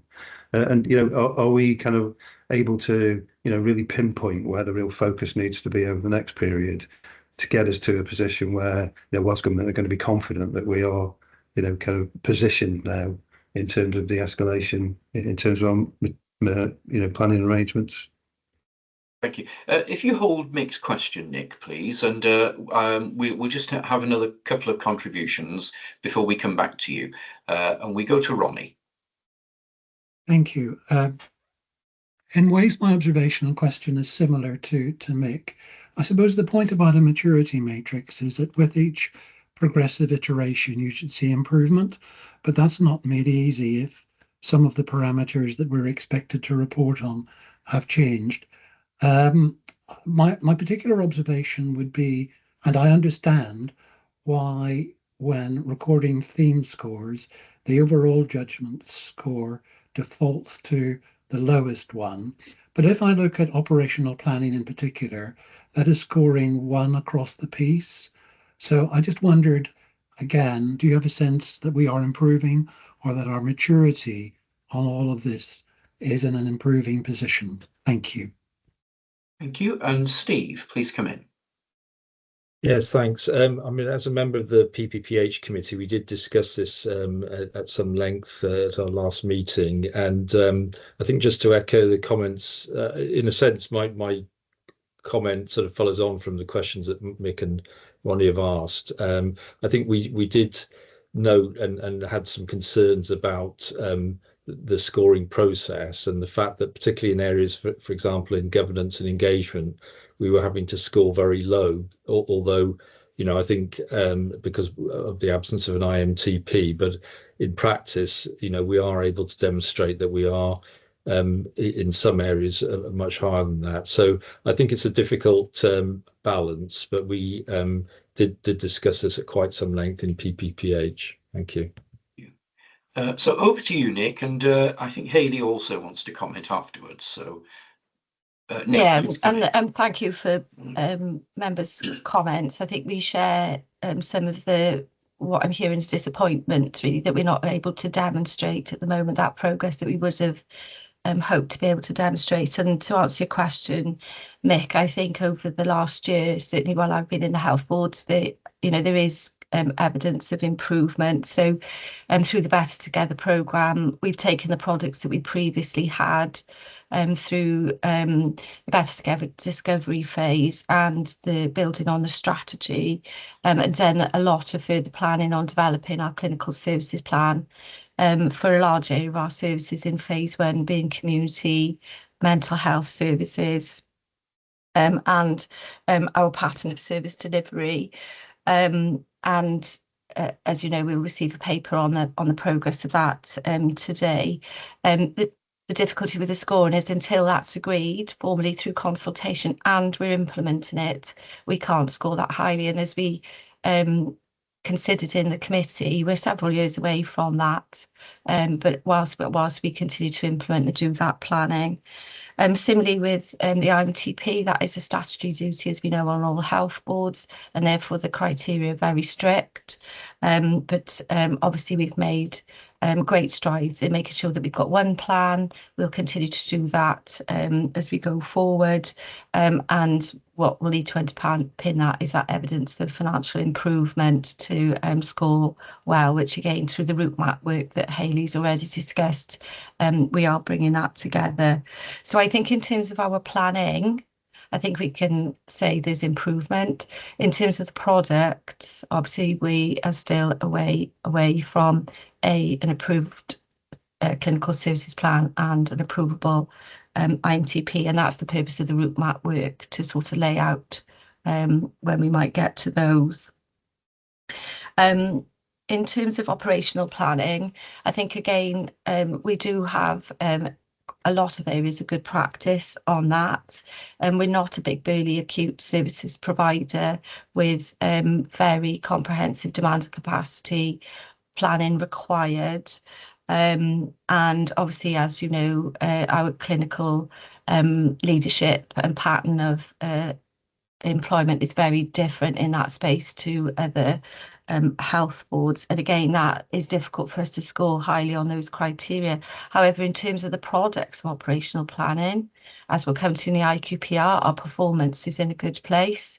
And we score well on the enabling actions, which are around efficiency. So again, it's how the criteria are measured rather than where we're at in terms of delivery, really, that are the products of good operational planning. And I apologise, I can't remember what the other part of the question was. I did write something down, but I'm not quite sure. So if somebody can remind me what the other part of the question was, I'd be grateful. Whose question is that, Nicola? So Steve, please come in now. I don't want to put words in your mouth, but I've done Steve. I've done Mick's part of the question. I think there was another comment, wasn't there? Was it Ronnie? Yeah, Ronnie was around operational planning. Please come in, Ronnie, and put it in your own words. Thank you. I think I've raised the issue of operational planning, Nick, and I think you've just responded. Apologies. So I'm entirely happy. Thank you. Great. Thank you, Nick. Hayley. Thanks. I mean, Nick, you've given a really comprehensive response. And I think from my perspective, it's a really important question because the planning maturity matrix is a tool that Welsh Government have developed, particularly to make sure we're delivering our statutory requirements. And your question is, are we making progress, is an important one. And I think we need to see the planning maturity matrix for what it is and see that in the round and triangulate that with a number of other sources of assurance. So the first thing I would say is that in terms of delivery around level of savings, number of aspects, you know, including our performance, we're making really good progress year on year. So we can see that through some of the other reports, but also some of the sources of assurance from audit. So Audit Wales, structured assessment, our internal audit programme has tested our planning approach, our performance framework.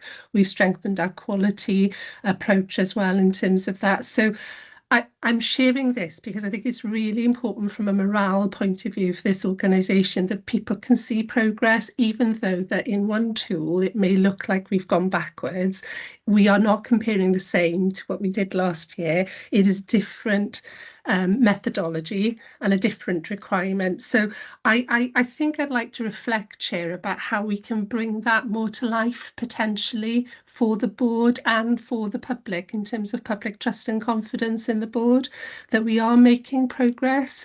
I feel we've got a really strong story to say on that, but seeing a tool in isolation could give the wrong impression, and therefore I think that might be something we want to pick up explicitly in the content of our annual plan, Nick, that comes back to the board later in the year.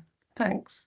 Thank you, Hayley. I think it's a really helpful suggestion, and as you say, and as Nick reminds us, you know, in the absence of the products, you know, a supportable IMTP, clinical services strategy, and so on, then those scores are probably going to remain quite low for some time. But how do we therefore reflect that progress is I think a really helpful suggestion, and yeah, look forward to learning about what the thinking is on that. But Ronnie, you want to come in, please do. Thank you. In essence, it was just the same point, Carl. I think the discussion and the clarification we've had around this is very useful, and it's important that we don't lose the sense of what we do with it now. Thank you. Thank you very much. So if there is nothing else on this this paper, this report, then we'll go to the recommendations, and that's that we note that the revised matrix and further guidance from Welsh Government has been comprehensively considered and taken into account in the attached self-assessment, including consideration by the Executive Committee and our PPPH Committee. We also note the key findings and, in particular, the areas of action to improve the maturity of strategy and planning in our organisation. and we approve the revised self-assessment for submission to Welsh Government in line with Welsh Government's Level 4 escalation and intervention arrangements for strategy and planning components. Once again, as we all invariably do, if anyone wants to indicate that they don't support the recommendation or wants to make a comment about the recommendation, would you please indicate? That therefore also is supported unanimously. In which case we deserve a break, and we're going to take a 15-minute break, and so we will reconvene our meeting at 11:40. Thank you. Wel, croeso nôl, a dyma ni yn ail-gychwyn neu yn ail-gudio yn ein hagenda, ac dyn ni'n troi ein sylw rwan at item 3.2. A very warm welcome back. We resume our agenda at item 3.2, and Nicola is going to introduce to us the integrated plan approach. So it's not the plan, but it's the approach we're taking to developing the plan. Thank you, Nicola. Diolch, Cadeirydd. So at this time of year, the board formally approves the approach and process to develop the integrated plan for the following year, and that's the purpose of this paper, building on the discussions that we've had in board development sessions during October and November. And as we've discussed previously in this meeting, the aim is to have one plan that demonstrates the improvement against our de-escalation criteria and responds to our wellbeing objectives as laid out in our agreed joint strategy. So in this paper, you'll see the work that's been undertaken to recap the strategy and the wellbeing objectives, that strategic and environmental context, and there is a set of draft strategic priorities that have been tested with the board through those development sessions that we will use to develop and use as the framework for the plan. So we do have a number of component parts that we are taking into account in terms of developing the plan, and those include our service plan, which has started to meet those, deliver those strategic priorities in the context of the considerable work that's being done on Better Together Phase 1, and the approach is that we will take forward those elements that don't require consultation in our integrated planning. We will address our main risks, and quality remains a golden thread throughout the plan as a result.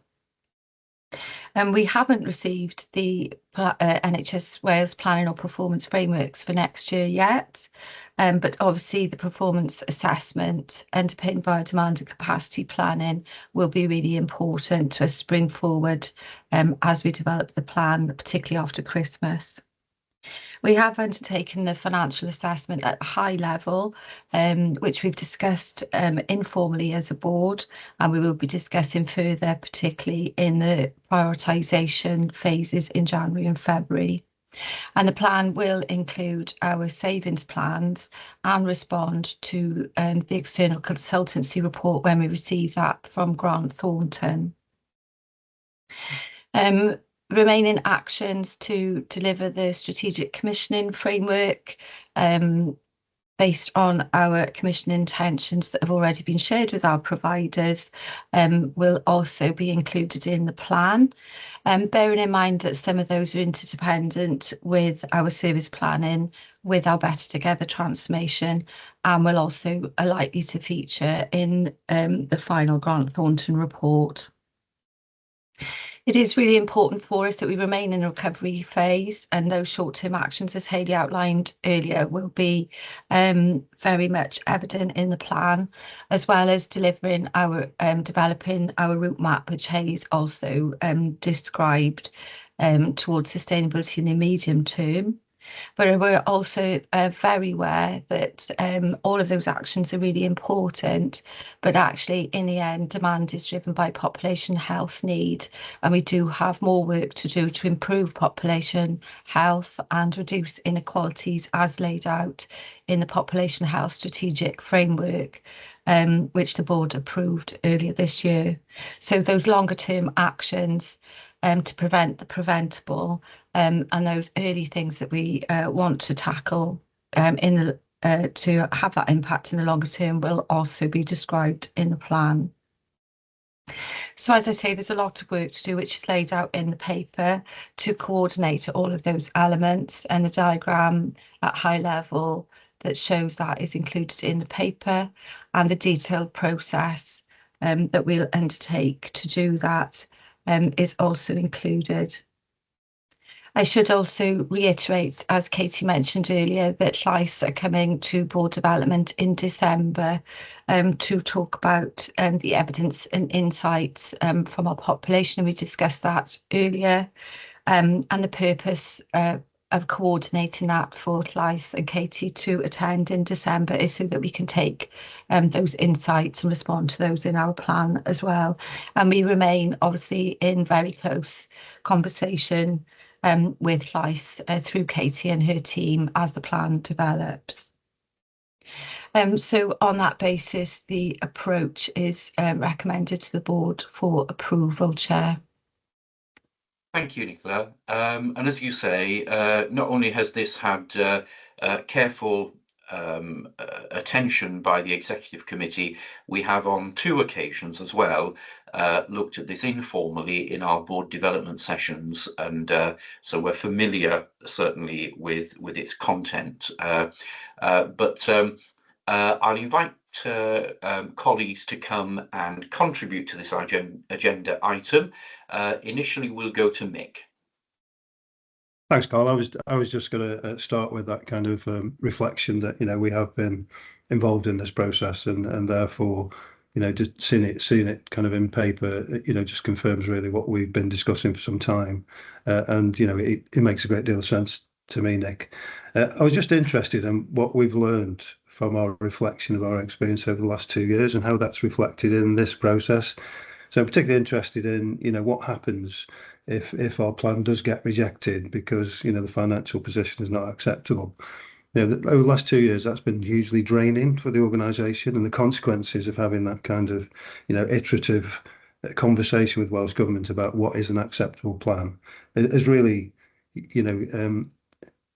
it feels like it's hindered our capacity to kind of move on and focus on the longer term transformation. So just be interested in what we're doing differently this time based on what's happened in the last 2 years. Thank you. So again, if we just hold that, Nick, please, and I'll invite Steve also to comment. Yeah, thanks, Nick. Really good structured approach there, and as you say, we've covered some of this in PPPH. A couple of observations first from me. Firstly, it's good to see the alignment with the RPB plan, and particularly to reflect some of the observations from Audit Wales in terms of our statutory responsibilities in respect to the Wellbeing of Future Generations Act, that these are being covered through this process. Also good to hear about the links with the population health framework we've agreed, and so one question really is how we demonstrate impact in this plan from the actions we're taking. And then the second question really is there's a lot to do here and a lot to do in a very short period of time, so just really seeking assurance, not just in terms of your team but across the organisation, that there is the sufficient capacity to deliver what is required in the next few months. Thank you. Nicola. Thank you. Thanks for the question, Mick, on the learning. So I think we have reflected on particularly our experience this year, where we really continue to develop the plan post-submission, following feedback or several rounds of feedback from Welsh Government. So I think there's a couple of things that we're doing earlier in response to that. One is particularly around commissioning and publishing our commissioning intentions and working with providers to assess the impact of those things much earlier.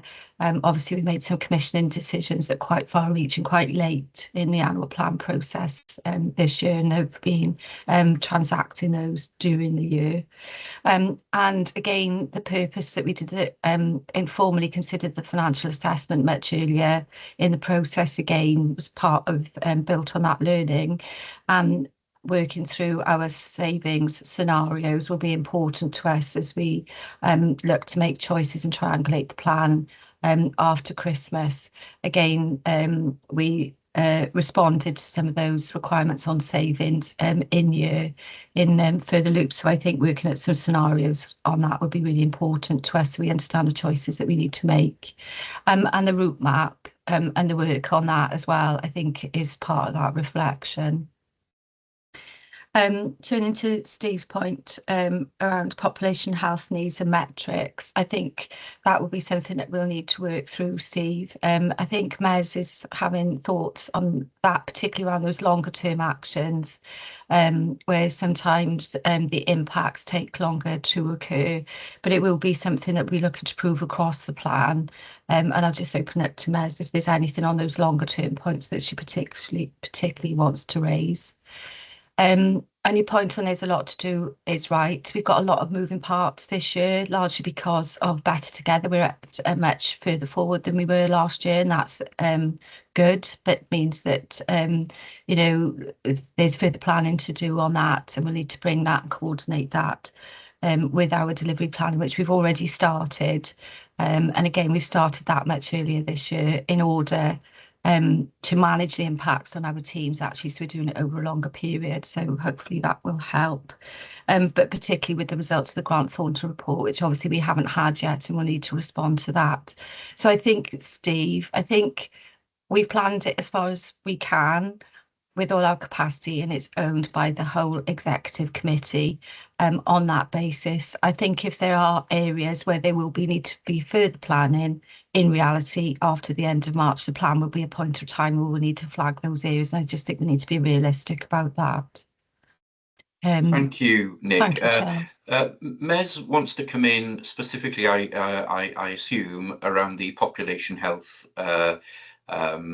content and impact measurement, and then Hayley also wants to contribute. So over to you, Mez.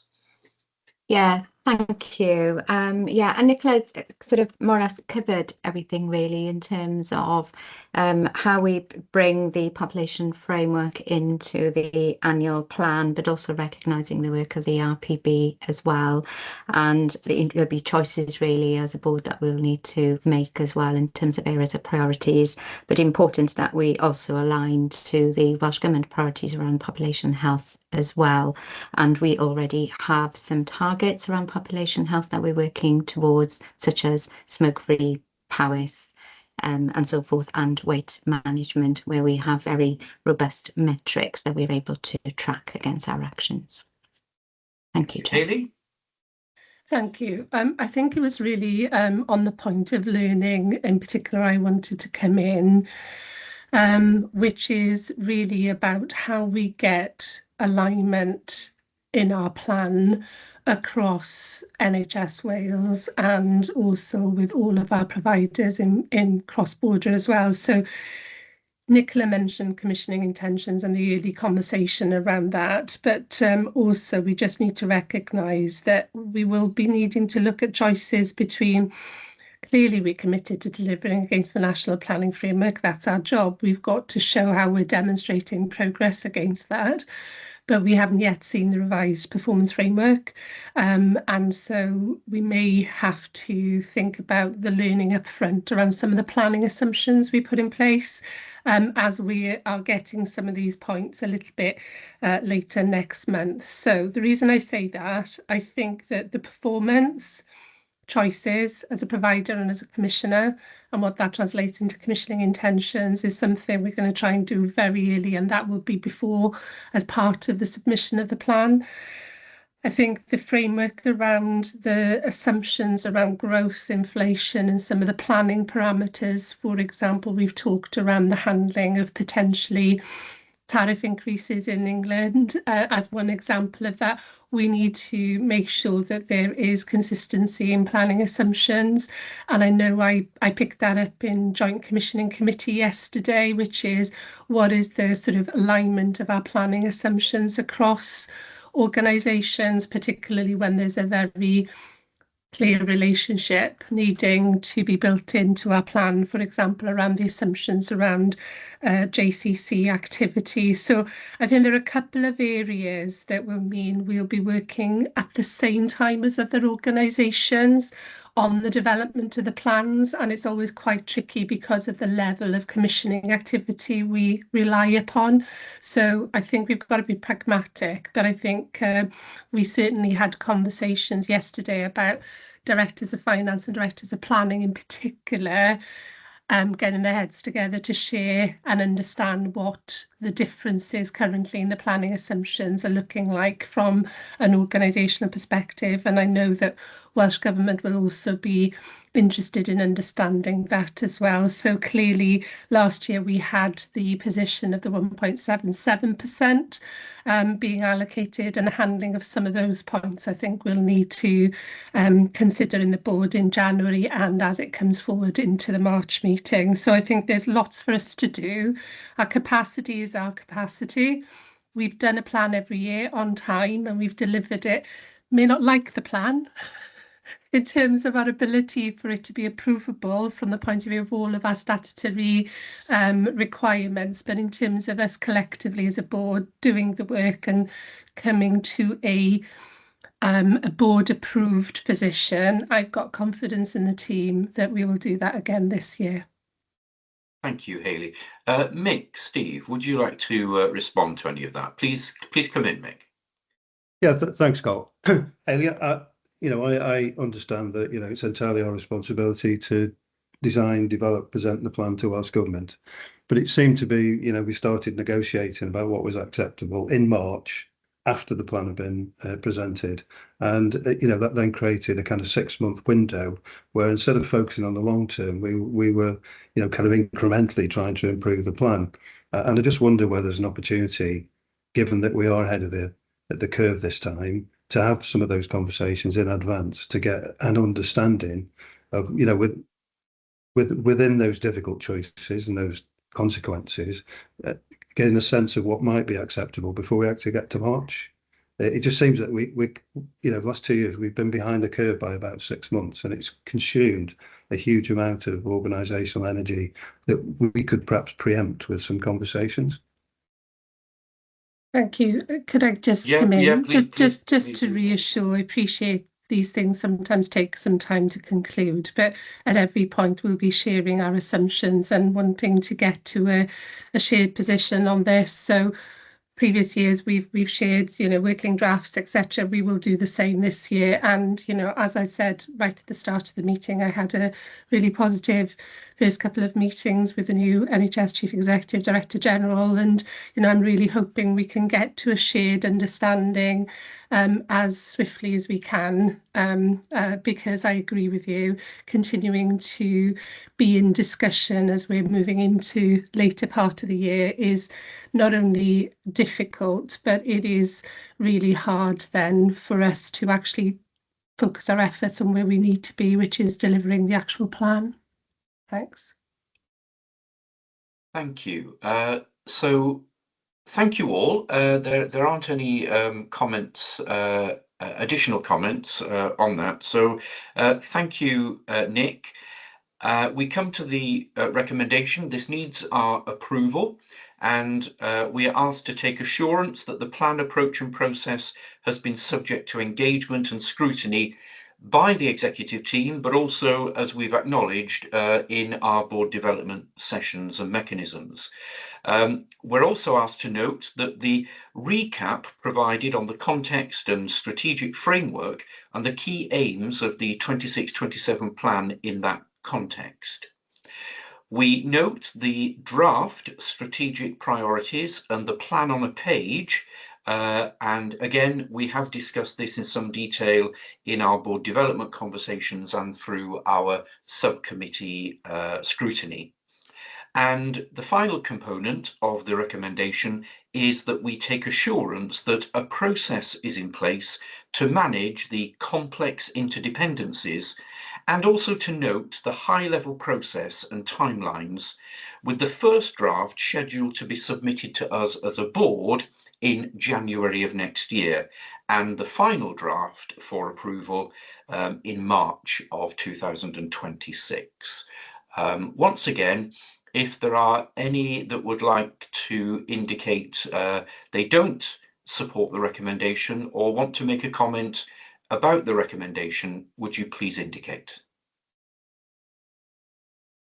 That also, therefore, is approved unanimously. And so now I invite the Executive Director lead for our transformation programme, Better Together, to provide the update as to where we are with that. And just a reminder, Deb, of Katie's comments earlier in relation to impact assessments for delays and for the temporary service changes, communication and IIA, or clarification around those issues, please. Diolch, thank you, Chair.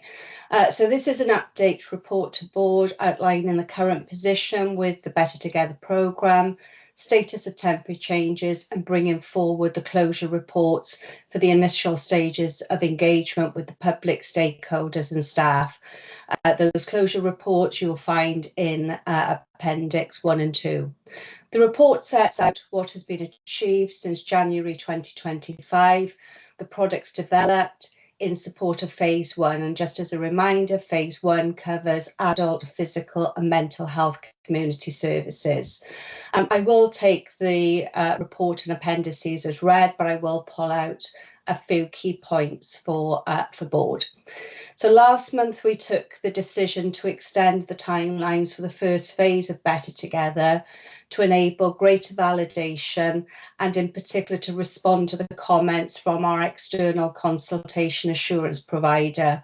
And those comments were particularly in relation to the timeline for conscientious consideration.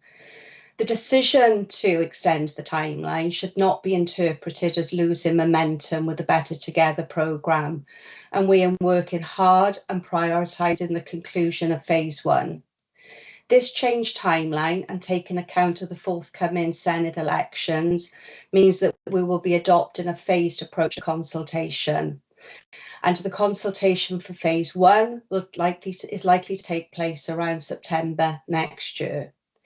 Additionally, we are now prioritising the mobilisation of the next phase of Better Together, which includes planned care, which will take us closer to having a developed clinical services plan, as has been referenced earlier in today's meeting. This mobilisation will also need to consider the balancing of resources to support short and medium term actions, which will help us with financial improvement and recovery. We do recognise the impact of the changed timeline on temporary service changes, and this is an area of key interest and concern for our communities. Given that no new issues have been identified that would suggest either that we revert back to the model in place prior to the temporary service changes, or that it would be feasible to move to our existing arrangements, we consider that actually the tie-in of the temporary service changes to the revised timeline of Better Together would make more sense. I will invite Kate to come in on this in a second. We also recognise the comments from Katie earlier in the meeting and welcome the visits to both the Ready to Go Home units and MIUs in January, and those findings will be very helpful to the board and our planning. Should board approve the extension of the temporary service changes to align to the revised timeline for Phase 1, I can assure you that a communication plan is in place and is in draft and therefore will be in place.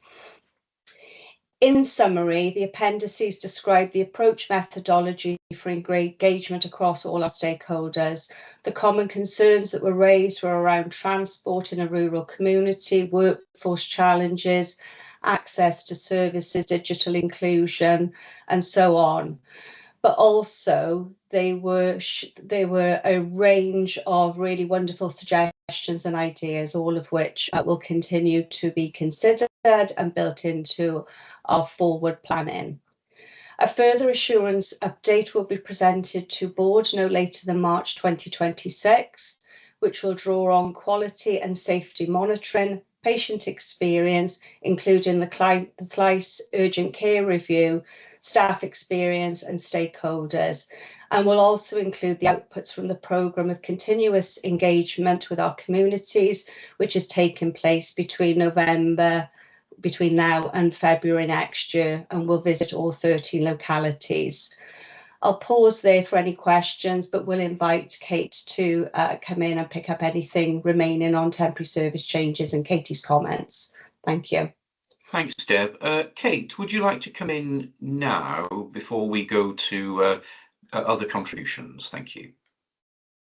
Yeah, so thank you, Deb. You have covered some of it, but hopefully I can provide some further information and further assurance. So just to confirm that since the evaluation, the formal evaluation in July, then there's been mechanisms in place for any concerns to be escalated for action, and there have been no significant concerns raised since then. Given that and understanding that we are now looking at an extended period, and then just wanted to provide assurance that the arrangements are in place for ongoing monitoring of both the minor injury unit arrangements and the co-location. And again, there are clear mechanisms in place should any concerns or problems arise as a result of that monitoring. They will be escalated immediately to me and for action. So those mechanisms are in place. Katie has asked about the level 2 impact assessment, which is absolutely correct. And just to say that I've briefly been back through the impact assessments, and my assessment is that there has been little material change, and if anything, the change would be that actually some of the risks, or many of the risks that were thought about initially, have actually we're more assured on as a result of our evaluation, but we will be putting that through a more formal reassessment. I just wanted to quickly do it myself just to assure myself, but that's where we are, and we will do that formally as well. In terms of the comms, and I think that Deb has covered that, but as well as all the engagement events, then there has been a lot of really constructive engagement with all the teams, the clinical teams, general practice, etc., through our Better Together work, and just in our general day-to-day engagement with the team. So that continues. And I just wanted to reiterate the thanks to Katie and CLICE, who have been really helpful in planning some of their visits and events to align to both the evaluation of the changes in July and for the offer of the further visits in January, because that feedback is really valuable to us. So I will stop there, but I'll happily take any other questions. Thanks, Kate. So again, I'll invite 2 or 3 colleagues to contribute, and then we will respond to those afterwards. So we'll go to Ian, then Simon, and then Robert, please. Yeah, thanks, Chair. Thanks both for the update. It's really important work. It's probably one of the most important things, the processes we're having to follow at the moment. Just to say, I haven't got a problem in essence with the kind of changing timelines on a process like this. I think transformational processes are often dynamic in their very nature, and I can understand why we might want to shift gears somewhat. You've covered one of my areas. I got 2 questions. One was on communications planning, which I think you've both covered, or you've both alluded to it certainly, and the importance of communications planning going forward. I think given the the necessity of what we're doing here and the impact for both the health board and obviously for the people of Powys. It's really important that we have the right communication processes in place and that people know what's happening and when it's happening. So I'll look forward to future updates on that. My other question, which is a little bit more succinct, is around resources, and I'm seeking assurance really that we have the right level of resources in place for us to be able to now continue with this process and get and achieve those milestones, as we now set them out in the revised way. So it's really for me now about assurance around resources. Thank you, Chair.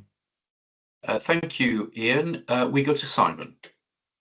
Thank you, Chair. A couple of questions. One on temporary changes. It's really good and encouraging to see that the positive report that we're receiving today about the outcomes having positive effects as was planned. I just wanted to check on the issue of travel, because that did come up as a concern. It's been raised again twice today. And how are we just tracking that as a particular issue, given we know the rurality of Powys and the issues that can present for the population of Powys? So that was on the temporary changes. On Better Together, it's a significant and important activity and opportunity for us, and absolutely critical to us for the route map to sustainability. And I know at this stage we've been engaged in a kind of options appraisal at quite a conceptual level, which we also know can be a little bit more difficult to engage with both population and our staff. But I did want to seek some assurances about how are we evaluating how far our engagement is having the kind of reach that we need, and that we are sure we are hearing from all of the voices that we need to hear from, and particularly from our staff teams, who are a huge resource for us with a wealth of experience and ideas and interest in what may be going on, and particularly as we move into that phase where there's more concrete ideas with which they can engage, and with which it's really important that they shape. So just some assurances around recognising the challenge of engaging in conceptual ideas to date, but how will we assure ourselves that we are having the kind of reach and penetration of engagement that we need to have as we move forward with the plans? Thank you. Thank you, Simon. Robert, is your point covered, or would you like to come in?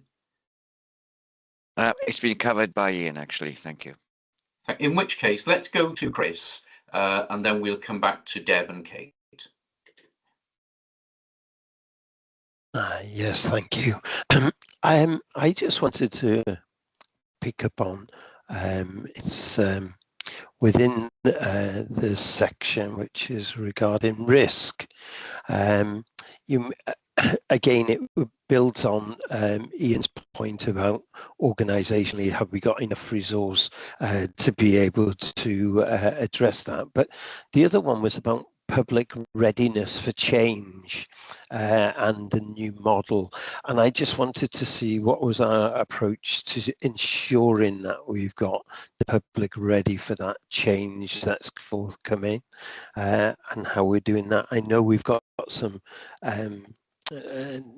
sessions planned, and there's a couple going on now shortly, and some of the model would be around co-production, but I just wanted to see how we're going to ensure the public are ready.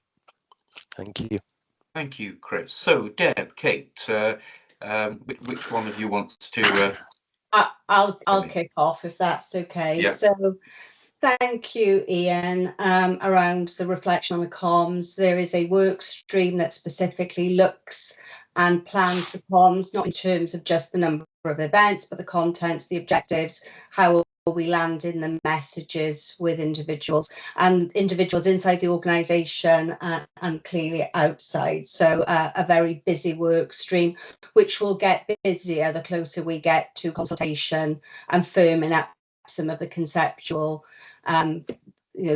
so-called conceptual kind of options that we've been discussing.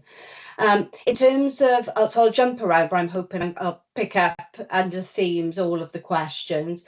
In terms of public readiness for change, What we heard was people understood that there was a need for change, but clearly will be then very interested in what does that mean for them. And that's the same for our public, and it's the same for our staff. In the second of the deliberative events, we didn't shy away from talking about some of the emerging options. So that has been already shared in the public domain. I think it will be different when that finds its way, if indeed it does, as we go through the shortlisting into what are the options that we're consulting on. And that is really an important factor for building a longer period around conscientious consideration, so that we can deal with all of the comments and novel kind of suggestions that might come in at that stage. Just in terms of the staff specifically, Simon, we have a regular drumbeat of chief exec briefings into the organisation. Better Together has been on there pretty much every month for the last few months.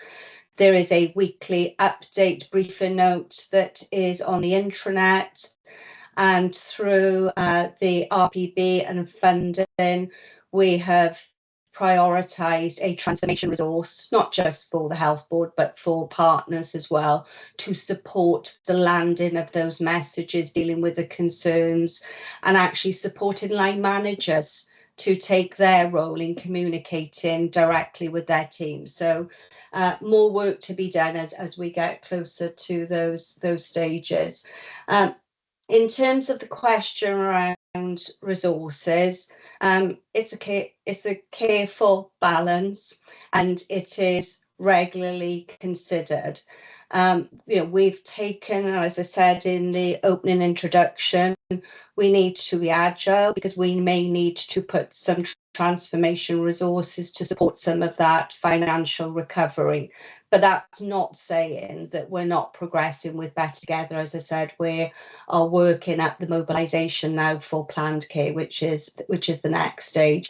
It probably won't be the case that we will have all of the resources within the organisation for those future stages. So therefore, we are working quite closely with national teams and external experts where we feel that we need to have a different lens, a different voice, a different set of skills.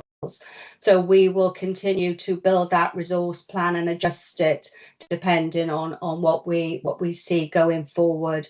But we learned a lot through phase one. Massive kind of support and positivity around multidisciplinary teams working together to problem solve. We will continue with all of those bits, but obviously that lead-in time on resources was one of the areas that probably got us slower out of the blocks. Therefore, we're moving ahead more quickly with that. I know the question about travel was in relation to temporary service changes, so I'll hand that back to Kate. But just to say that as part of the products to support any consultation around the options for phase one, there's a whole travel analysis kind of set of activities that has been undertaken. I hope I've covered the questions. I'll hand it back to you, Kate, and just check my notes. Thank you, Deb. So I'll come on to travel. I just wanted to add, in terms of the sort of readiness and the engagement, then I think there has been a huge amount of thought, and we're learning as we go. But I think that it's very important. I think I can see that we're appreciating the importance of really good storytelling so that people can understand, so that we're really checking in to make sure people have understood the story that we're telling. And really, the story that this is about improving quality of care, I think, is critical. And so we'll continue to work on that, but it's a very iterative process. The engagement with staff has been brilliant, and I think that is borne out by the fact that the conversation remains very constructive. And we've taken quite a lot of people's time. We've had lots of people in long events, and they are still coming. So I think that really speaks volumes in terms of people's engagement. And I just want to really thank everybody for that, because that is essential and is ongoing. In terms of the travel, then that was obviously something that everybody was concerned about. We did look at that as part of the evaluation in July. The changes, if any, were marginal, which I was a bit surprised about, to be honest. And that was not taking into account that we have significantly reduced the out-of-county delays for which the travel times were significant. So certainly the evaluation in July was that travel times were affected at all minimally, and obviously we'll continue to keep an eye on that, but that hasn't been so there will be the occasional case that has to travel, but that happens in any system. But in general, the concern was not borne out in our evaluation. Thank you. And also just building on some of those comments and reflecting on the Llais involvement, it might just be worth explaining that as part of our very close working relationship with Llais, they will be at all 13 of the locality engagement events, and their contribution will, as always, be very significant and very important. So, Ian, Chris, Simon, or indeed anyone else, are you content, or do you want to come back on anything? No, thank you. That's great. Okay, thank you. So no one else is indicating they want to contribute to this discussion, in which case we are asked to approve the update, and specifically we're asked to receive the update and the current position and the progress made in relation of the delivery of Better Together. We are asked to note that the planned forward activity, including the link to further consideration and decision-making on temporary service changes, and to receive the stage 0 to 2 engagement report and stage 2 engagement closure report.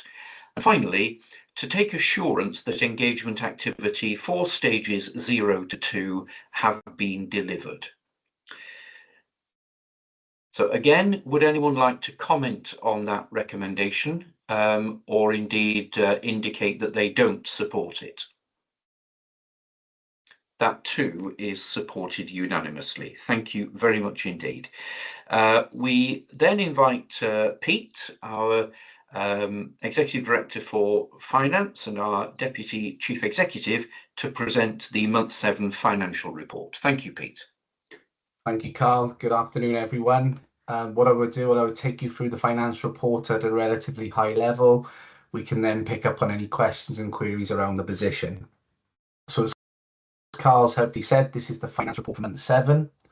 As at month 7, we have a £19.458 million overspend. This compares to our planned deficit position of £16.517 million. So currently we have an adverse position against our deficit plan of just over £2.9 million. As a reminder to the board and to everyone else, we currently have a deficit plan of £28.3 million.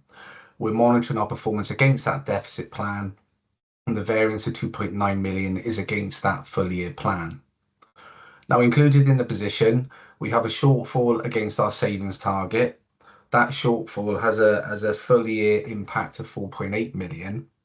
And we're currently forecasting an operational underspend of circa £5.8 million in that position. This means that we're broadly on track against our deficit plan. However, we do have a number of unplanned, unforeseen cost pressure areas within our plan. These relate to the previously reported increased tariffs with NHS England in relation to unscheduled care. This has an impact in our year-to-date position of £2.2 million and a full year impact of £3.8 million. We also have the impact of an increased forecast overspend from the Joint Commissioning Committee of £0.5 million year-to-date and £1 million full year. And we have the impact of the shortfall in the employer's national insurance contribution funding of circa £0.6 million year-to-date and £1 million full year. So when you bring all this together, we currently have a position which is broadly on track against our deficit plan of £28.3 million. But we have additional pressures of circa £2.9 million year-to-date, forecast to be circa £5 million full year, which are currently not fully mitigated within our position. That's a high-level overview of the position. If I run through the report then, just wanted to focus on a couple of key areas. So within, we know that our key cost driver areas are commissioning, our CHC, our spend on variable pay, and our use of private providers for mental health and learning disabilities. Just to flag that across the variable pay, use of private providers and our CHC, mental health is the area of most significant pressure. If I just reference our current spend against agency, it's included in the finance report on page 4. We have seen an improvement this year in this area, a slight increase in month 7, but as an indicator for the board and for others, we are on track to deliver a 30% reduction in spend in this area. And latest information has shown that we've gone from a position of circa 14,000 hours of agency use on average per month around a year ago, and that has been brought down to circa 7,000 per month for the previous couple of months. Just to pick up on our commissioning position, our key area of pressure is in relation to our English providers. That in the main links to the tariff increase that I referenced earlier, and an element of shortfall against our savings target. Also included in the table, which is on page 5 of the finance report, is the current pressure in relation to the joint commissioning committee position as stated. Our use of private providers for mental health and learning disability has been a significant growth area for us. We've seen a significant increase in our costs compared to previous years, and currently forecasting a spend of circa 6 million. This relates to the number of people that we're needing to place in these private providers, the increased acuity and needs of these people, which has led to a significant increase in the cost of those packages of care. This is a pressure across the rest of Wales linked to the capacity available for this type of care for our population. And it's an area of focus and action. We have seen an improvement in that full year forecast of circa 0.7 million in the latest month, and this is based on the work that the teams have put in to make sure there's significant controls and focus to minimise the numbers of people needing that care, and that has seen that improvement as reported. Next area of focus I just wanted to is pull up on into our continuing healthcare. This has been an area of growth for us year on year, particularly around mental health and learning disabilities. It is pleasing to note that currently we do have a slight underspend against our plan for this year in relation to CHC, with the current number of placements at 376. From the table included on page 9 of the report, you will see that mental health and learning disabilities has been our main area of growth year on year, as previously reported, and as included as a key action area for us as a board. If I then take you on to our overall savings programme, within our financial plan and our 28.3 million deficit plan, we have a significant savings target of just over 23 million, 23.1 million. Probably the highest savings target that the health board has set. And current position at month 7 is that we have 18.2 million identified as green schemes. That means that they're on track to deliver the level as targeted, but we still have a gap of circa 4.8 million. That's the figure as I referenced earlier, which is currently being offset by our operational underspend within our position, but that underspend not being enough to cover those unplanned other pressures as already stated. You will note from the table on page 10 that a key area of shortfall in that savings target is in relation to our private providers for the use of mental health and learning disability patients, and in relation to our commissioning position, and in relation to the joint commissioning committee improvement targeted. So in summary, as of month 7, we have a 2.9 million adverse position against our deficit plan of 28.3 million. Main reason for this deficit is in relation to further unforeseen unplanned pressures, which at the moment the board does not have sufficient mitigating actions and other actions to offset that pressure. This will continue to be our focus as we move through the year, identifying further action in the area of variable pay, commissioning and our private providers to look to improve that position as much as possible. Worth noting, our current underlying deficit is 42 million, and just to reference that our capital allocation is 6.534 million, and we're on course to spend against that allocation as per our capital plan.